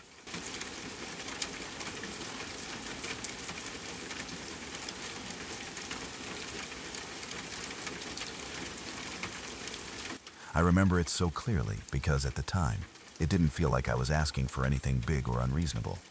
It was our 3-year anniversary, and we had been together long enough that I thought we were past the stage of guessing what mattered to each other. I wasn't asking for a vacation. I wasn't asking for an expensive gift or some dramatic grand gesture. I was working 2 jobs while also being in college, which meant I was tired in a way that people don't fully understand unless they've lived it. My days were packed, my brain never got to shut off, and my body always felt like it was running on the last bit of fuel. I told him that plainly, not as a complaint, but as context. I said something along the lines of, "Can you please plan something for us? Even if it's simple, even just a night in. A nice dinner and a bottle of wine would be perfect. I just want you to plan something." In my mind, that was me making it easy. I was giving him options. I was offering him something low pressure that still felt thoughtful. I wasn't telling him he had to spend money he didn't have. I just wanted effort. I wanted to feel like our anniversary mattered enough for him to take charge for once and do something that showed he cared. The kind of thing a partner does because they want to make you feel loved. He agreed, but even the way he agreed had that strange energy where it didn't feel warm. It felt like he was treating it like a challenge or a game. He told me his plan would be revealed after his gym session, and then he added this condition. I would only get to know what he planned if I went with him. That's when I felt my first little drop of disappointment, because it wasn't even about the gym itself. It was the way he made our anniversary plan something I had to earn by doing what he wanted first, like a reward, like he was dangling it in front of me. I never went to his gym with him, and he knew why. It wasn't my world. He was into powerlifting, and he went to a powerlifting gym where people took it extremely seriously. I wasn't interested. I didn't feel comfortable. And on top of that, I was already exhausted from my schedule. The last thing I wanted to do on our anniversary was spend hours sitting in a gym I didn't enjoy, just to prove I was supportive enough to deserve a date. But I wanted the anniversary to be good so badly. I wanted to believe him. I wanted to believe that he had something thoughtful planned, and that maybe this was his strange way of building suspense. So I went. I told myself it was just one gym session, and then we'd have the rest of the night. The gym ended up being 2.5 hours. 2.5 hours on our 3-year anniversary, and it wasn't even a fun we're doing something together kind of 2.5 hours. He didn't include me in his world. He didn't try to make it feel like a shared experience. He didn't talk to me at all. He was locked into his routine, and he told me he needed to be in the zone. So I sat there like an extra piece of furniture, watching him go from station to station, feeling myself grow more and more invisible as time dragged on. I remember looking around at other people in the gym and wondering what they must think. I remember checking the clock and realizing how late it was getting. I remember the feeling of my stomach sinking because deep down I was already starting to understand that this was the plan. This was the anniversary. Me waiting quietly while he did what he wanted and called it together time. By the time he finished, I was tired in every possible way. Physically tired from being on my feet all day with work and classes, mentally tired from the stress of my life, and emotionally tired from the slow realization that I cared about this moment a lot more than he did. Then he finally turned to me like he was ready to reveal something special. This was the big plan I had waited for. The thing I had been promised, the thing I had essentially been told I had to earn by sitting through his entire workout in silence. And his plan was, drive through Wendy's. Not a nice dinner, not even picking up something he knew I loved, not even ordering takeout from a place that felt like an anniversary treat, just pulling up to a drive-through like it was any random day.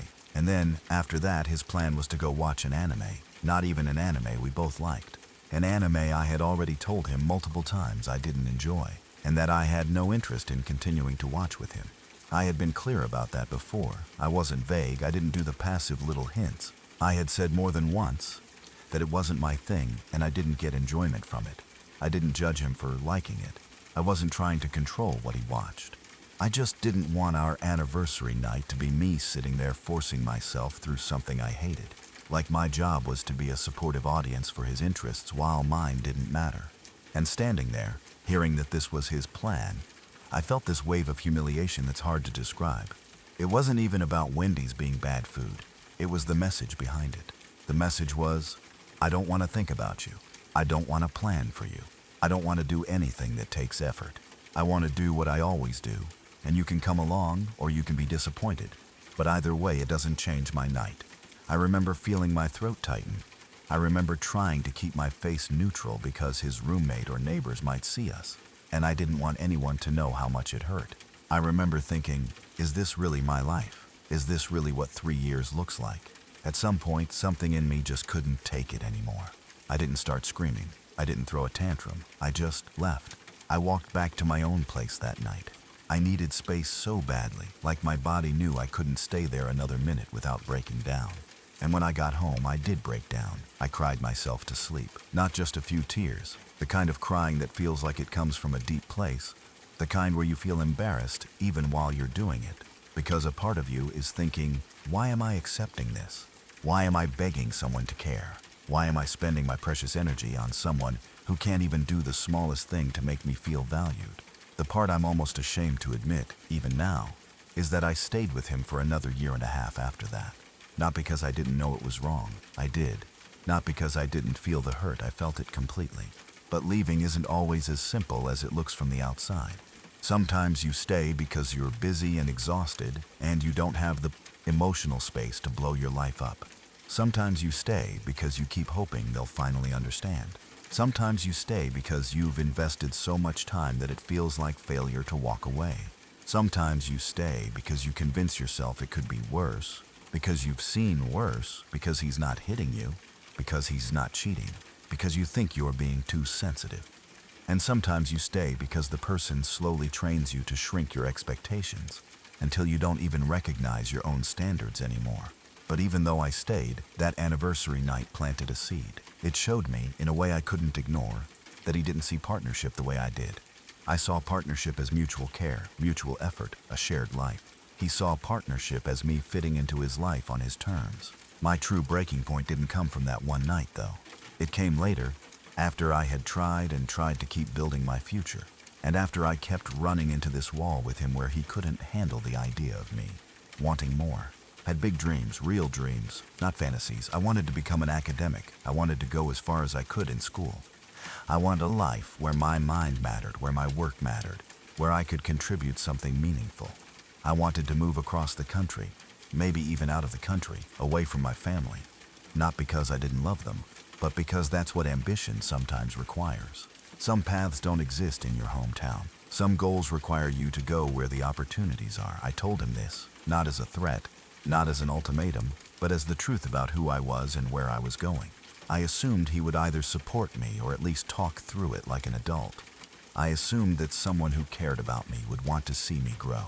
Instead, he crushed it. He told me my dreams were unrealistic. He told me I needed to humble myself. He said I was setting myself these lofty goals that I could never actually achieve. And that was it.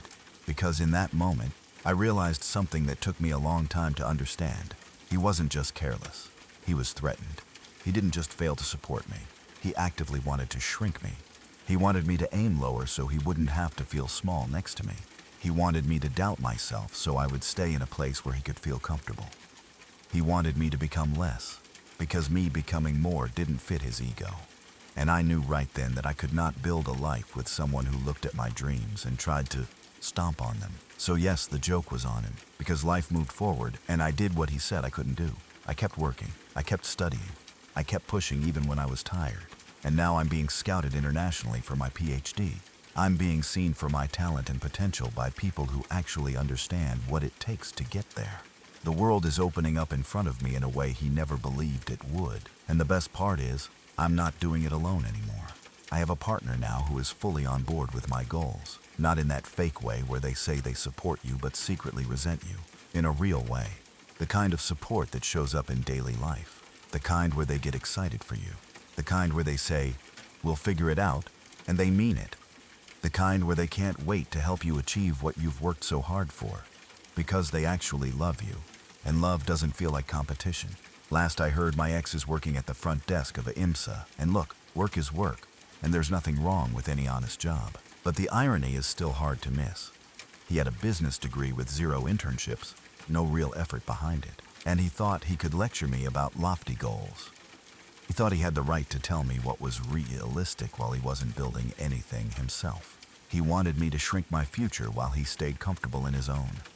And maybe the biggest lesson I took from all of it is this. Someone can't lead you where they're not willing to go. Someone can't cheer for your growth if your growth makes them feel insecure. And someone who truly loves you will never ask you to humble yourself just so they don't have to feel humbled by your success. I think about that anniversary night sometimes, and now it feels almost symbolic. Me sitting quietly in that gym for 2.5 hours while he ignored me, waiting for the plan to be revealed. only to find out the plan was always going to be what he wanted anyway. That was the relationship in a nutshell. Me waiting, hoping, minimizing, and trying to make myself small enough to fit into the space he allowed. I'm grateful I eventually stopped doing that, because my dreams were never unrealistic. They were just too big for him, and I'm living proof that he was wrong.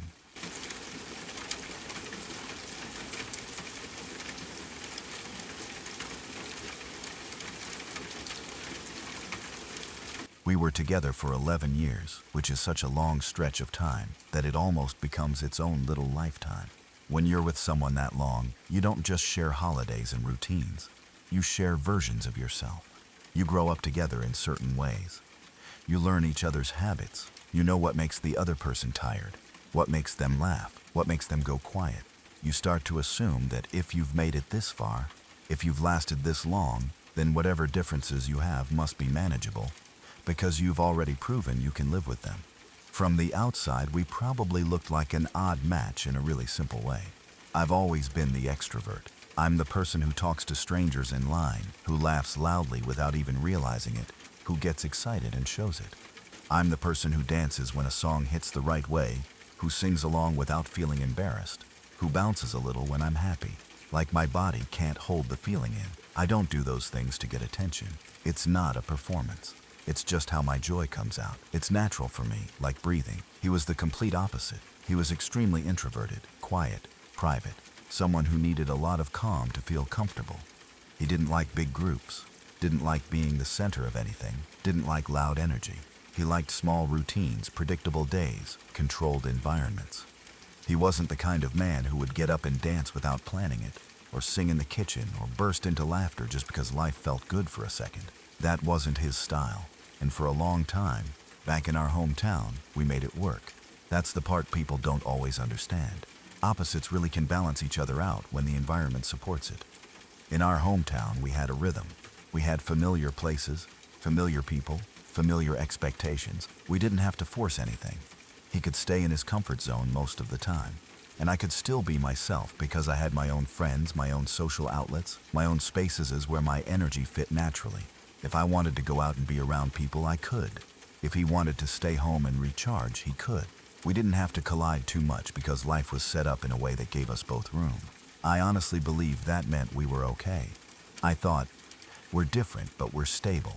We've survived years. We know how to compromise. We've figured out how to respect each other's needs. I told myself that our differences were normal relationship differences, the kind you learn to navigate when you love someone. Then we got an opportunity, and it changed everything. It was a work possibility that felt big. The kind of chance that makes you think, this could be a new chapter. We moved continents, which sounds exciting when you say it out loud, but in real life it's a massive shift. Everything familiar disappears at once. The streets aren't the same. The language might not be the same. The cultural rules are different. And suddenly you're building a life from scratch in a place that doesn't automatically feel like home. And because we were in a new place, we started sharing more social activities together. It wasn't even forced at first. It just happened because we didn't have our usual separate circles anymore.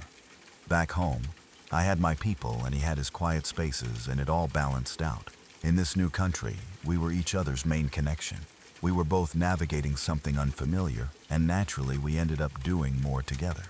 Going out more together, meeting new people together, attending gatherings together, trying to create a social life together. That's when I started to see something I hadn't fully seen before.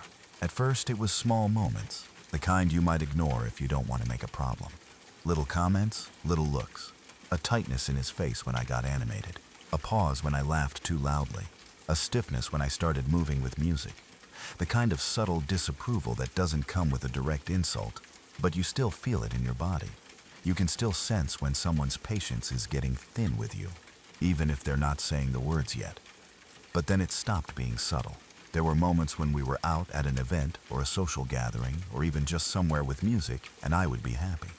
Not overly wild, not acting out, just being me. I'd laugh, I'd dance a little, I'd sing along to a song, I'd jump or bounce with excitement, the way some people do without thinking, because joy is physical sometimes. And he would come to me and try to stop it, not gently, not quietly.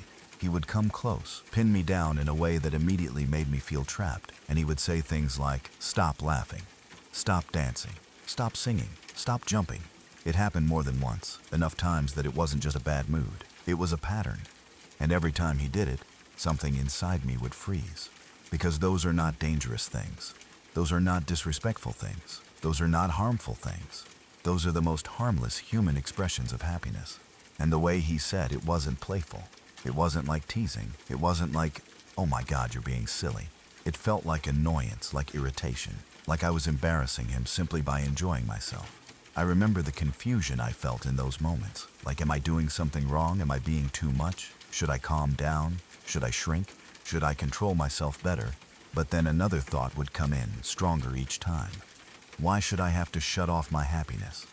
Why should joy be something I need to apologize for? There's a specific kind of pain in realizing that your partner doesn't like you when you're at your brightest. It's one thing if a partner doesn't like you when you're stressed or tired, because at least you can tell yourself everyone struggles with difficult moments. But when someone reacts badly to you when you're happy, it changes the whole picture. Because happiness is supposed to be the safest part. That's the part where you're relaxed. That's the part where you feel light. That's the part where you're not asking for anything, not demanding anything, not creating conflict. You're just living.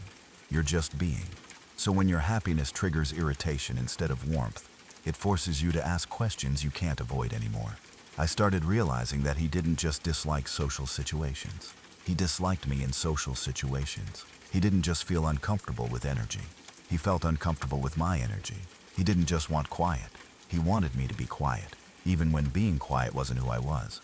And the more it happened, the more I realized something even deeper. He didn't like me when I was in my most natural, happy state. That thought hurt in a way that made my chest feel heavy. Because if you can't be happy around your partner, what's left? If you have to monitor your laughter, control your dancing, swallow your excitement, hold back your singing, then you're not really living. You're performing a smaller version of yourself so someone else can tolerate you. And when you do that long enough, you start disappearing. I started noticing how quickly I would stop myself. I'd feel a laugh coming and I'd soften it. I'd want to dance and I'd keep my feet still. I'd start to sing and I'd clamp down on it. It was like my body learned to protect itself from his reactions by reducing me in real time. That's not love. And I think that's when the clarity finally came, not as a dramatic aha moment, but as a quiet, unavoidable truth. We had been together 11 years, but we were built on a balance that only worked in one environment. Back home, I could be myself because I had space. In this new place with everything squeezed together, it became impossible to ignore the mismatch. And it wasn't just a mismatch of personalities. It was a mismatch of acceptance, because a partner doesn't have to be extroverted to love an extrovert. A quiet person can adore a loud, joyful person. An introvert can smile at their partner's excitement and feel warm watching them shine, even if they don't personally want to be in the spotlight. That kind of difference can work if there's respect and admiration. But what he showed me wasn't admiration. It was control. It was disapproval. It was the message, over and over, that my joy was too much. My happiness was annoying. My natural way of being needed to be corrected. And once I saw that, I couldn't unsee it. We separated not long after, and even though endings are always painful in their own way, I remember feeling something else underneath the sadness. I remember feeling relief. Relief that I didn't have to shrink anymore. Relief that I didn't have to brace myself before laughing. Relief that I didn't have to watch his face every time music played, wondering if I would get punished for enjoying it. Because the truth is, I didn't lose myself overnight. It happened slowly, in moments like that, in little commands, in little corrections, in being pinned down and told to stop doing things that made me feel alive. And the moment I realized he didn't like me when I was happiest, I realized something else too. I deserve to be with someone who is safe for my joy. Someone who doesn't just tolerate my happiness, but welcomes it. Someone who sees me laughing and feels lucky. Someone who watches me dance and smiles. Someone who hears me sing and joins in, or at least lets me be free. Not someone who treats happiness like a problem to solve. So even though 11 years is a long time, and even though I once believed our differences were something we had worked out, moving continents showed me the truth in a way my hometown never forced me to face. We didn't just grow apart. I finally saw that being myself fully was not allowed in his version of love.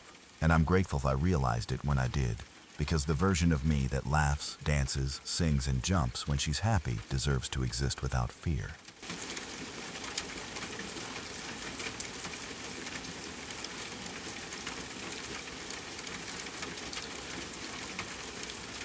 That day should have felt special in a simple, happy way. It was his sister's wedding, and even though it wasn't our wedding, it still mattered. We were both in the bridal party, which meant we were part of the inner circle for the day.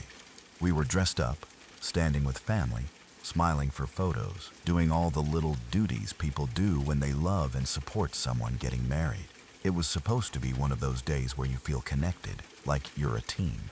The ceremony itself went by in a blur like weddings often do. There was music, walking down the aisle, trying to remember where to stand, trying to smile without feeling awkward, watching his sister look beautiful and emotional, watching everyone clap and cheer when they were finally announced as married.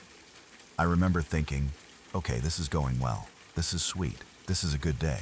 Then the ceremony ended and we all went outside for pictures. That's where everything shifted. It was cold in that sneaky, miserable way that doesn't sound dramatic if you describe it, but feels awful when you're standing in it. It was in the 50s, and on paper that doesn't always sound freezing. But there was wind, and wind changes everything. Wind gets under your clothes, bites at your skin, and makes you feel cold down to your bones, even if the temperature doesn't look scary on a weather app. And the worst part was that we were dressed for photos, not for warmth. All the bridesmaids, including me, were in those thin, formal dresses that look great in pictures but do absolutely nothing to protect you from cold air. Strapless, lightweight fabric, bare shoulders, bare arms, bare everything that normally helps you hold on to heat. None of us were remotely dressed warmly, because why would we be? It's a wedding. You wear what the bride picks, and you grin and bear it. The photographer, though, was completely disorganized. People were getting called up, then told to wait. Groups would be set up, then broken apart.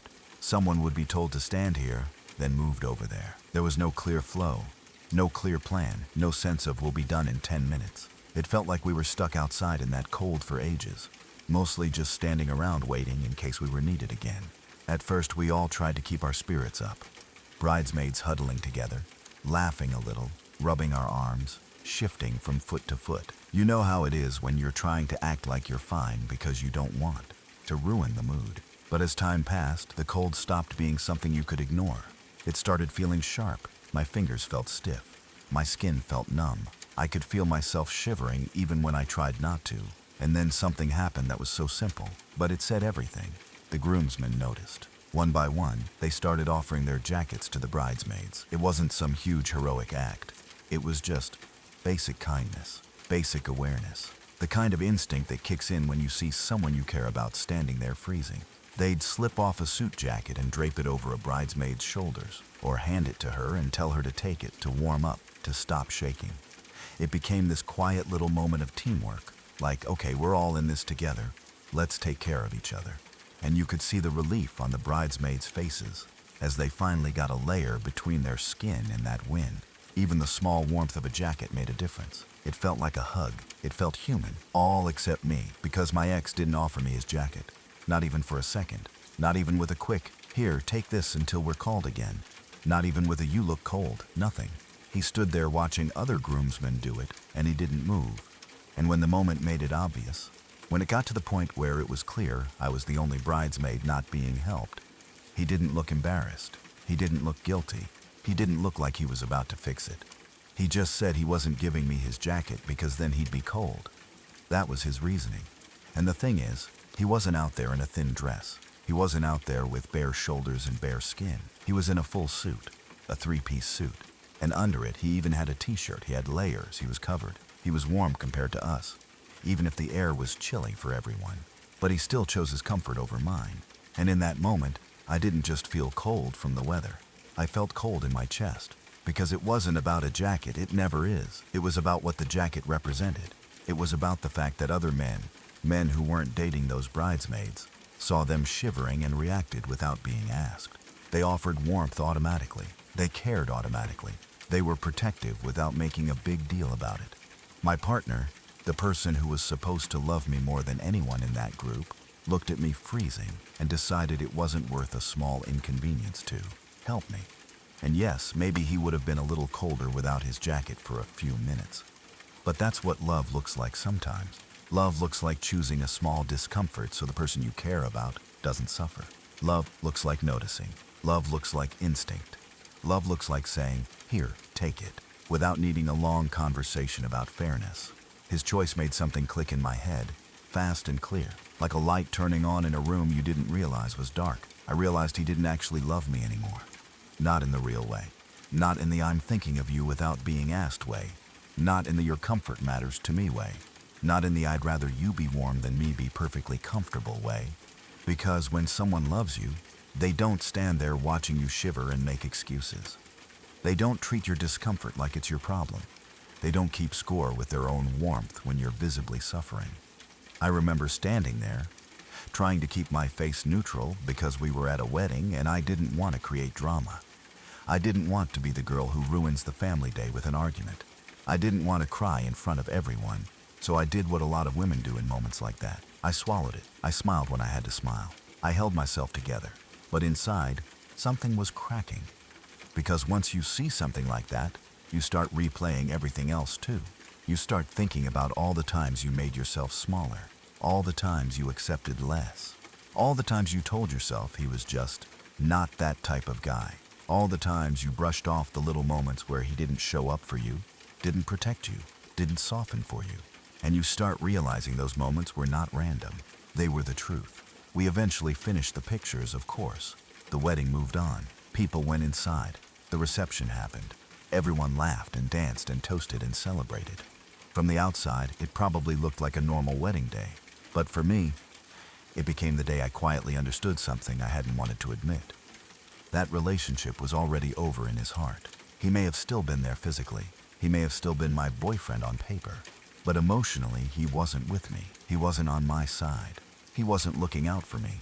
He wasn't acting like a person in love. And what made it even more painful was how obvious it became when you compared him to the other groomsmen. Not because those men were perfect, but because their basic kindness highlighted how little I was getting from the person who was supposed to give me the most.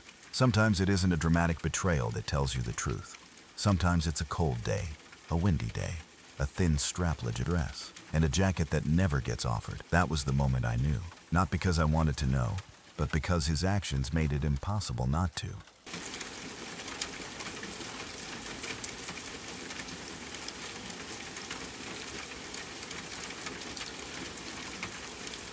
When we got divorced, it already felt like I had lost so much that I didn't even know how to count it. Divorce does that to you. It's not just paperwork and signatures and splitting up furniture. It's the feeling of your life being taken apart piece by piece, and you having to stand there pretending you're fine, while everything you once thought was permanent gets boxed up and divided like it never meant anything. He got the house on the lake. That was the big thing, the thing everyone notices when they hear the story, because a house on a lake sounds like peace, like a dream, like the kind of place people work their whole lives to get. It had space, it had a view, it had a yard, it had air. It had this quiet feeling to it that made you think life could slow down there. It had been our home, and even though it wasn't perfect, it still held years of memories. It held seasons. It held routines. It held the feeling of coming home. I moved into an apartment, a smaller place with shared walls and parking rules and neighbors you don't know. The kind of place that doesn't feel like a dream. It just feels like a place you land when you're trying to rebuild. It wasn't a bad apartment, but it wasn't my home in the way that Lake House had been. It was a restart. It was a survival choice. It was me taking what I could get and telling myself it was fine because I had to keep moving forward somehow. The hardest part wasn't even the house, though. The hardest part, the thing that made my stomach twist every time I thought about it, was my cat. She wasn't our cat in the way people like to claim things during a marriage. She was mine. I had brought her into the marriage. She had been with me first. She was one of those pets that feels like more than a pet, because she had been there through regular days and bad days and lonely days. She was part of my life in a deep, steady way. She had her own personality, her own little habits, the way she'd look at you like she understood more than she was supposed to. She was my comfort. She was my routine. She was home in a living, breathing way. So when the divorce was happening, I already assumed she was coming with me. It didn't even feel like a question. I was moving into an apartment, yes, but people have cats in apartments all the time. Cats adapt. Cats don't care about lake views and fancy yards. They care about their person, their familiar smells, their food bowl, their safe spots, the voice they know. I had always assumed she would come with me because she was my cat, but he insisted on keeping her. And the way he said it was so manipulative that it almost worked on my heart for a moment, even though my instincts were screaming at me. He told me she grew up there, and she would be happier than in an apartment. He said she belonged there because that's what she knew. He made it sound like he was doing something noble, like he was thinking about her best interest, not his, like he cared about her comfort. Then he added something that still makes my skin crawl when I remember it. He told me she reminded him of me in a nice way. It was such a strange thing to say. It sounded almost gentle on the surface, like he was trying to be sentimental, like he was saying, in his own awkward way, that he still cared about me or wanted some connection to the good parts of our life. But when someone has hurt you, and you've lived through their patterns, you learn that certain words are just tools. You learn that they can say something sweet while holding something cruel behind their back. You learn that a soft voice doesn't always mean soft intentions. I didn't want to fight anymore by that point. Divorce drains you. It makes you tired in your bones. Every disagreement turns into a battle, and every battle makes you feel like you're drowning. I was trying to get out of the marriage with whatever peace I could still salvage. And in that moment, part of me thought, maybe he's right. Maybe she would like the space. Maybe she would like the familiarity of the house. Maybe an apartment would be stressful for her. But the bigger part of me didn't want to leave her. Not at all. The thought of walking out without her felt like leaving behind the only truly innocent thing in that whole relationship. Still, he pushed, he insisted, he turned it into something he wouldn't budge on. And I was exhausted, and I was emotionally raw, and I was trying to keep my life from completely falling apart. So at some point, the conversation stopped being about what I wanted or what felt right, and started being about what I could survive. I told myself I could still see her. I told myself maybe we could work out a plan. I told myself I'd visit, or he'd bring her, or there would be some way she could still be in my life. I clung to the idea that he wouldn't do anything to hurt her, because even if he didn't love me anymore, even if we were divorcing, surely he wouldn't hurt an animal. Surely he wouldn't do something evil just to cause pain. I didn't understand yet that to some people, pets are not living beings with feelings. They're leverage. They're bargaining chips. They're a way to control you when everything else is slipping out of their hands. The day we got divorced, I was already numb. That day felt unreal, like watching someone else's life through glass. You show up, you sign the papers, you answer questions. You hear words like final and dissolution and agreement. You do all the formal steps while your heart is trying to process the fact that this is really the end. No more us. No more pretending. No more hoping it will somehow go back to how it was at the beginning. I left that day feeling empty, but also strangely relieved, because at least something was finally done. At least I didn't have to keep living in the uncertainty and the fighting and the constant emotional pressure. I was sad, but I also felt like I could breathe a little, like I could finally start rebuilding. And then the phone call came. Not from him, from his best friend. That's one of the parts that makes this story even more disturbing. His best friend had never gotten involved during the divorce. He stayed out of it. He didn't play messenger. He didn't take sides openly. He didn't insert himself, which is what a lot of people do when they don't want drama. So when he called me, my first thought was that something was wrong in a serious way. I remember my heart dropping before I even answered, because your body knows when a call like that is not casual. When I picked up, his friend's voice was urgent. He told me to get to the Humane Society right away. He didn't give me some long explanation first. He just pushed me into action like he was trying to buy time, and my mind couldn't even grasp why. I remember asking questions in a rush, and him trying to keep his voice steady while he told me what happened. My ex had taken my cat. The cat he insisted on keeping because she grew up there. The cat, he said, would be happier. The cat, he claimed, reminded him of me in a nice way. He took her in and insisted she was unadoptable. He told them she needed to be put down. And that is the moment where my reality broke. I don't think I even fully heard all the words at first. I heard Humane Society and cat and hurry, and my brain filled in the blanks with panic. I remember moving without thinking, grabbing whatever I had, running to my car, driving like my body was on autopilot. The whole time I was telling myself there must be a misunderstanding. There has to be. People don't do that. Not over spite, not over divorce, not over control. They don't take a healthy, loved animal and destroy her life just to hurt someone else. I kept thinking, maybe he's just trying to scare me. Maybe he dropped her off. Maybe she's there and I can pick her up. Maybe they haven't done anything yet. Maybe his friend called in time. Maybe I can fix this. I don't even remember the drive clearly. I just remember the feeling of my heart pounding so hard it felt like it was hitting my ribs. I remember shaking. I remember trying to keep it together enough to drive safely, but also feeling like I was going to come apart at any second. I remember talking out loud, begging the universe, bargaining with God, promising anything, just please let me get there in time. When I arrived, I ran inside. I probably looked crazy, but I didn't care. I remember the bright lights, the smell, the front desk, the confusion on someone's face when I started explaining. I remember saying her name. I remember describing her, as if that would make it more real. I remember trying to speak clearly and failing, because I was crying and shaking so much my words didn't come out right. And then someone told me the truth. I was too late. She was gone. That sentence doesn't even feel like enough for what it did to me. Too late sounds like a missed appointment, like something you can reschedule, like a small mistake. But this wasn't that. This was the end of a life that depended on humans to protect her, a life I had tried to protect. I didn't get to say goodbye. I didn't get to hold her. I didn't get to take her home.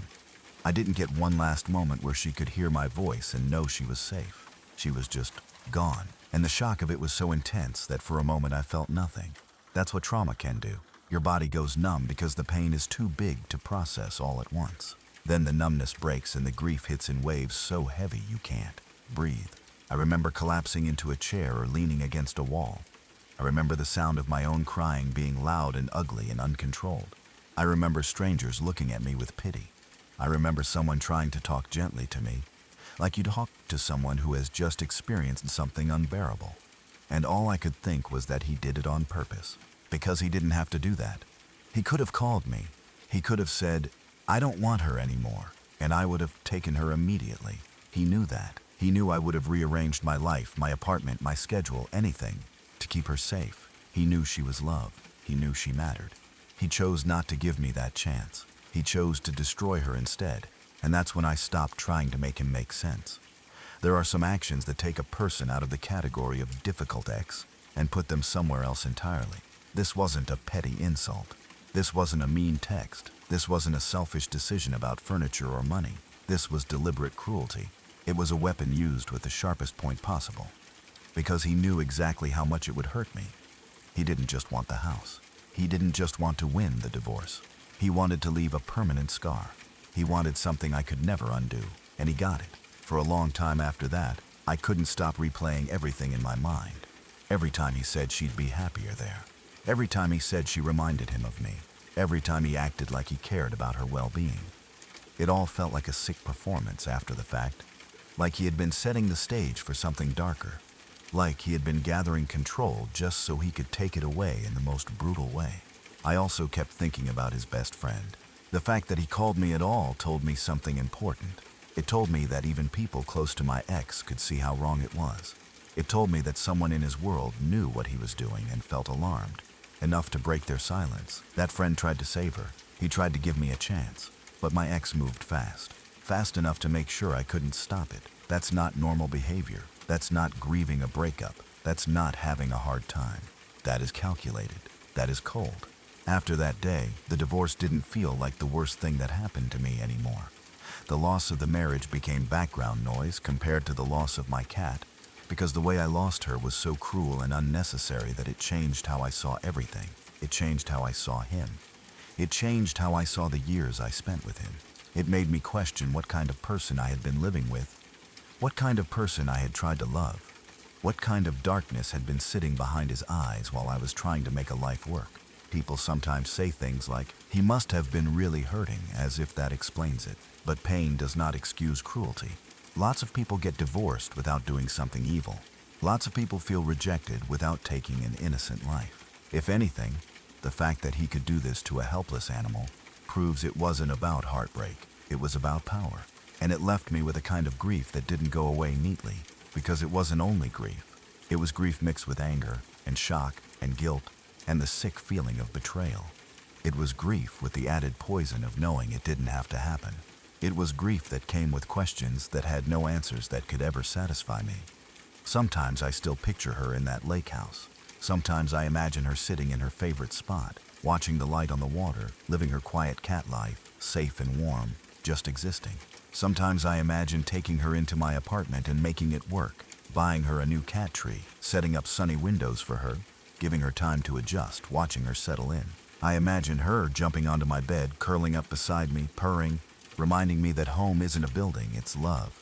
And then I remember what actually happened, and it hits like a punch all over again. So yes, when I say my ex is a psycho, I'm not being dramatic. I'm naming what my body already knows. Someone who can do something like that, and do it on the day of the divorce, and do it without giving me a chance to protect her, is not just mean. That's something else. That's a level of cruelty that sits outside the normal range of human behavior. And I live with the heartbreak of it. I live with the fact that she trusted us, and she deserved better.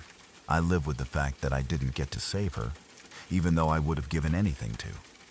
And I also live with the truth that leaving him was not just a divorce. It was escaping someone capable of doing the worst thing in the quietest way, using the thing I loved most as a tool.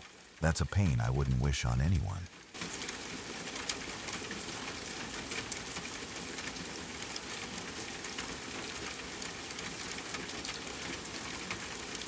We went to visit his family one Christmas, and I remember thinking it would be one of those normal holiday trips where you pack a bag, smile through the small talk, eat too much food, and then go home feeling tired but grateful you showed up. It wasn't my favorite thing in the world to travel around the holidays, but I still tried to treat it like it mattered. Family trips are supposed to feel like you're being included, like you're part of someone's life in a real way. Even if it's awkward sometimes, it's still supposed to mean something. I didn't expect that trip to turn into the moment where he basically ripped the floor out from under me. We were there, in the middle of everything that's supposed to feel warm and familiar. Christmas decorations, family routines, the whole holiday vibe. And somehow he decided that was the perfect time to tell me his biggest dream. And when he said it, he didn't say it like he was nervous or conflicted or trying to communicate something thoughtfully. He said it like he was sharing some exciting personal goal, like it was a normal thing to say to your girlfriend while you're visiting his family for the holidays. He told me his biggest dream was to date multiple women at once, and then he told me he wanted an open relationship. I remember just sitting there for a second, trying to process what I was hearing, not only because it was hurtful, but because it was so out of place. It felt like he had no awareness of time, place, or basic respect. Christmas with your family is not the moment you drop a bomb like that unless you're redoing it on purpose, unless you're trying to destabilize someone in a setting where they can't easily respond or leave without it becoming a huge scene. And the worst part was the practical reality of it. At that time, I didn't even have a car. I was dependent on him for transportation during that trip. So it wasn't just emotional discomfort. It was a literal, where am I supposed to go, situation, and he knew that. I asked him a simple, obvious question, the kind of question anyone would ask if someone suddenly demanded that kind of arrangement. I asked him what he expected me to do while he was out on dates with other women. His answer still makes my blood boil when I think about it. He said I could wait for him at home, or he could drop me off somewhere beforehand. Like that was a thoughtful solution, like he was being generous, like I should be grateful that he was willing to drop me off somewhere while he went to live out his fantasy of dating multiple women. He said it so casually too, like the problem wasn't that he was asking for permission to cheat. The problem in his mind was just logistics, where to park me while he did it. That's when I felt something in me snap, not in a dramatic screaming way, but in a cold clarity way. I realized all at once that he wasn't thinking about me as a partner. He was thinking about me as an object in his life that he could move around to make room for what he wanted. He was treating me like I was supposed to be convenient, like I was supposed to accept whatever crumbs he offered, as long as he still got to do what he wanted. I told him I wanted to leave. I told him I wanted to go home, and I meant it. I didn't say it as a threat. I didn't say it to see if he would fight for me. I said it because I genuinely wanted to get away from him. I wanted out of that house, out of that trip, out of that conversation, out of that relationship. I wanted distance from someone who could look at me during Christmas and basically say, I want to be with other women and you can just sit around and wait for me. But then he cried. Of course he did. He cried and said he was sorry. He said he didn't mean it. He said it was a mistake. He said he was just talking. He said whatever he needed to say to keep me from leaving right then, because he didn't want consequences. He didn't want to deal with the fallout. He didn't want to be the guy whose girlfriend left him during a family visit. He wanted everything to go back to normal, and he wanted me to be the one to make that happen by swallowing my own hurt. And I wish I could say I packed my bag and walked out anyway. I wish I could say I saw through it immediately and never looked back. But the truth is, I stayed. I stayed because I was trapped in that moment without transportation and without an easy way out. I stayed because when someone cries and begs and says the right words, it can trigger that part of you that wants to believe the best. It can make you question yourself, make you wonder if you're overreacting, make you think maybe it really was just a stupid thought he blurted out. And I stayed because I was still holding on to an idea of him that wasn't real. I was still hoping there was a decent partner underneath the selfishness. I was still clinging to the belief that love means you work through things, that you don't throw people away for one horrible conversation, that if someone says sorry, then they can change. Looking back now, I can admit the truth without dressing it up. The only mistake that happened there was me being an idiot and staying, because once that door was opened, it never really closed again. After that, I caught him on dating apps, not once, multiple times. And every time I found out, it wasn't because he came to me with honesty. It was because he got sloppy or careless or bold. It was because he assumed I would forgive him again. It was because he thought I wouldn't leave, no matter what he did. He wasn't just fantasizing about other women. He was actively looking, actively entertaining it, actively acting like our relationship was optional whenever it got in the way of his ego. The last time I caught him, I think a part of him was tired of pretending. Or maybe he wanted to hurt me enough that I would finally leave so he could paint himself as the one who got out. Either way, that time he didn't even bother with the apology performance. He went straight for cruelty. He looked me in the face and said, "I never really actually loved you or anything." Then he said he was just lonely, and he thought he couldn't do any better, and I seemed desperate. And then, like he was giving a final verdict, he said, "But now I deserve better." I remember hearing those words and feeling like my whole body went cold. Not because I believed him, but because I realized he was trying to rewrite the entire relationship to justify what he was doing. He was trying to frame himself as this guy who had been doing me some kind of favor by being with me, and now he was upgrading. It was such a childish, cruel, ego-driven way to talk that it almost didn't feel real. Like something a teenager would say in a fight, not something a grown adult would say to someone who had been building a life with him. And he didn't stop there. He told me I was miserable. He told me I was boring. He told me I was unattractive. He told me I never wanted to have sex. And I remember thinking, are you serious right now? Because first of all, who would want to have sex with someone who treats them like this? Who would feel safe, desired, relaxed, or attracted in an environment where they're being insulted, dismissed, and emotionally punished? Sex isn't a vending machine where you put in a relationship and get physical access as a reward. It's something that happens when there's trust, warmth, and respect. And he had been destroying those things piece by piece. And second, he acted like he was some amazing partner who was being deprived, when in reality he contributed absolutely nothing to our home. He didn't show up in the ways that matter. He wasn't building a life with me. He was coasting. He rarely cooked. He never cleaned. If I asked him to help, he would do this thing where he'd disappear into the garage and announce he was going to clean it, like he was being productive and helpful. But he wasn't cleaning. He wasn't organizing. He wasn't contributing. He was sitting in there watching porn. And somehow, in his twisted logic, that was my fault too. Even though he would reject me every time I initiated. Even though he made me feel unwanted. Even though he acted irritated by my presence half the time. Even though he was the one hiding away, choosing a screen and his own fantasy life, instead of connecting with the real person right in front of him. But sure, it was my fault, because that's how men like him operate. They create a problem, refuse to take responsibility, and then turn around and blame you for the mess they made. The more I look back, the more I realize how exhausting it was to live inside that kind of relationship. It wasn't just heartbreak, it was constant emotional labor, constant cleaning up after him, physically and emotionally, constant trying to make sense of contradictions, constant trying to be loving enough, attractive enough, fun enough, calm enough, sexual enough, supportive enough, while he did nothing but take. And the thing that really gets me now is the entitlement. The way he expected me to wait around like a placeholder while he chased other women. The way he expected me to be grateful for being dropped off somewhere. The way he called his dream dating multiple women, as if it was some big goal he deserved to accomplish. while he couldn't even handle basic adult responsibilities like cooking a meal or cleaning up after himself. He wanted all the benefits of partnership without any of the effort. He wanted someone to share rent, share chores, share emotional support, share intimacy, share stability, while he stayed selfish and unaccountable. He wanted to live like a single guy while still having the convenience of someone at home doing the work of a girlfriend.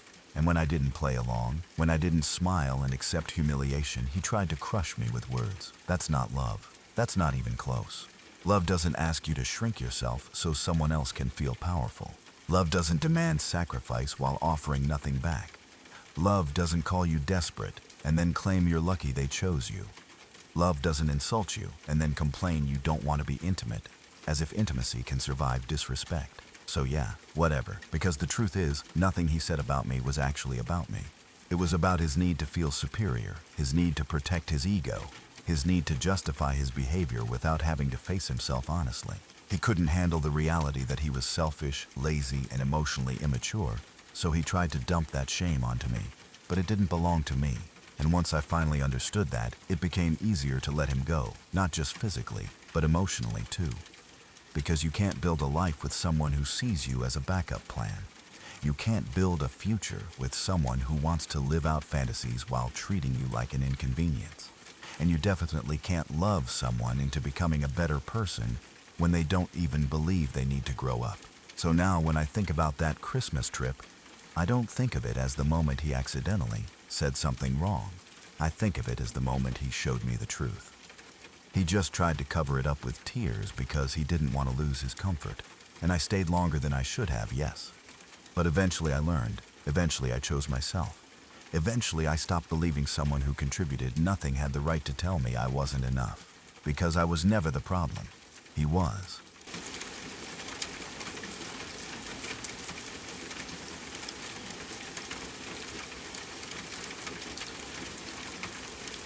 So that's where we'll stop tonight.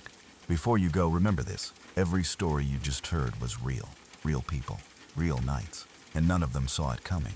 If that got to you the way it gets to most people, do one thing before you leave. Hit subscribe. I post new stories all the time, and I don't want you to miss them. Take care of yourself. I'll see you next time.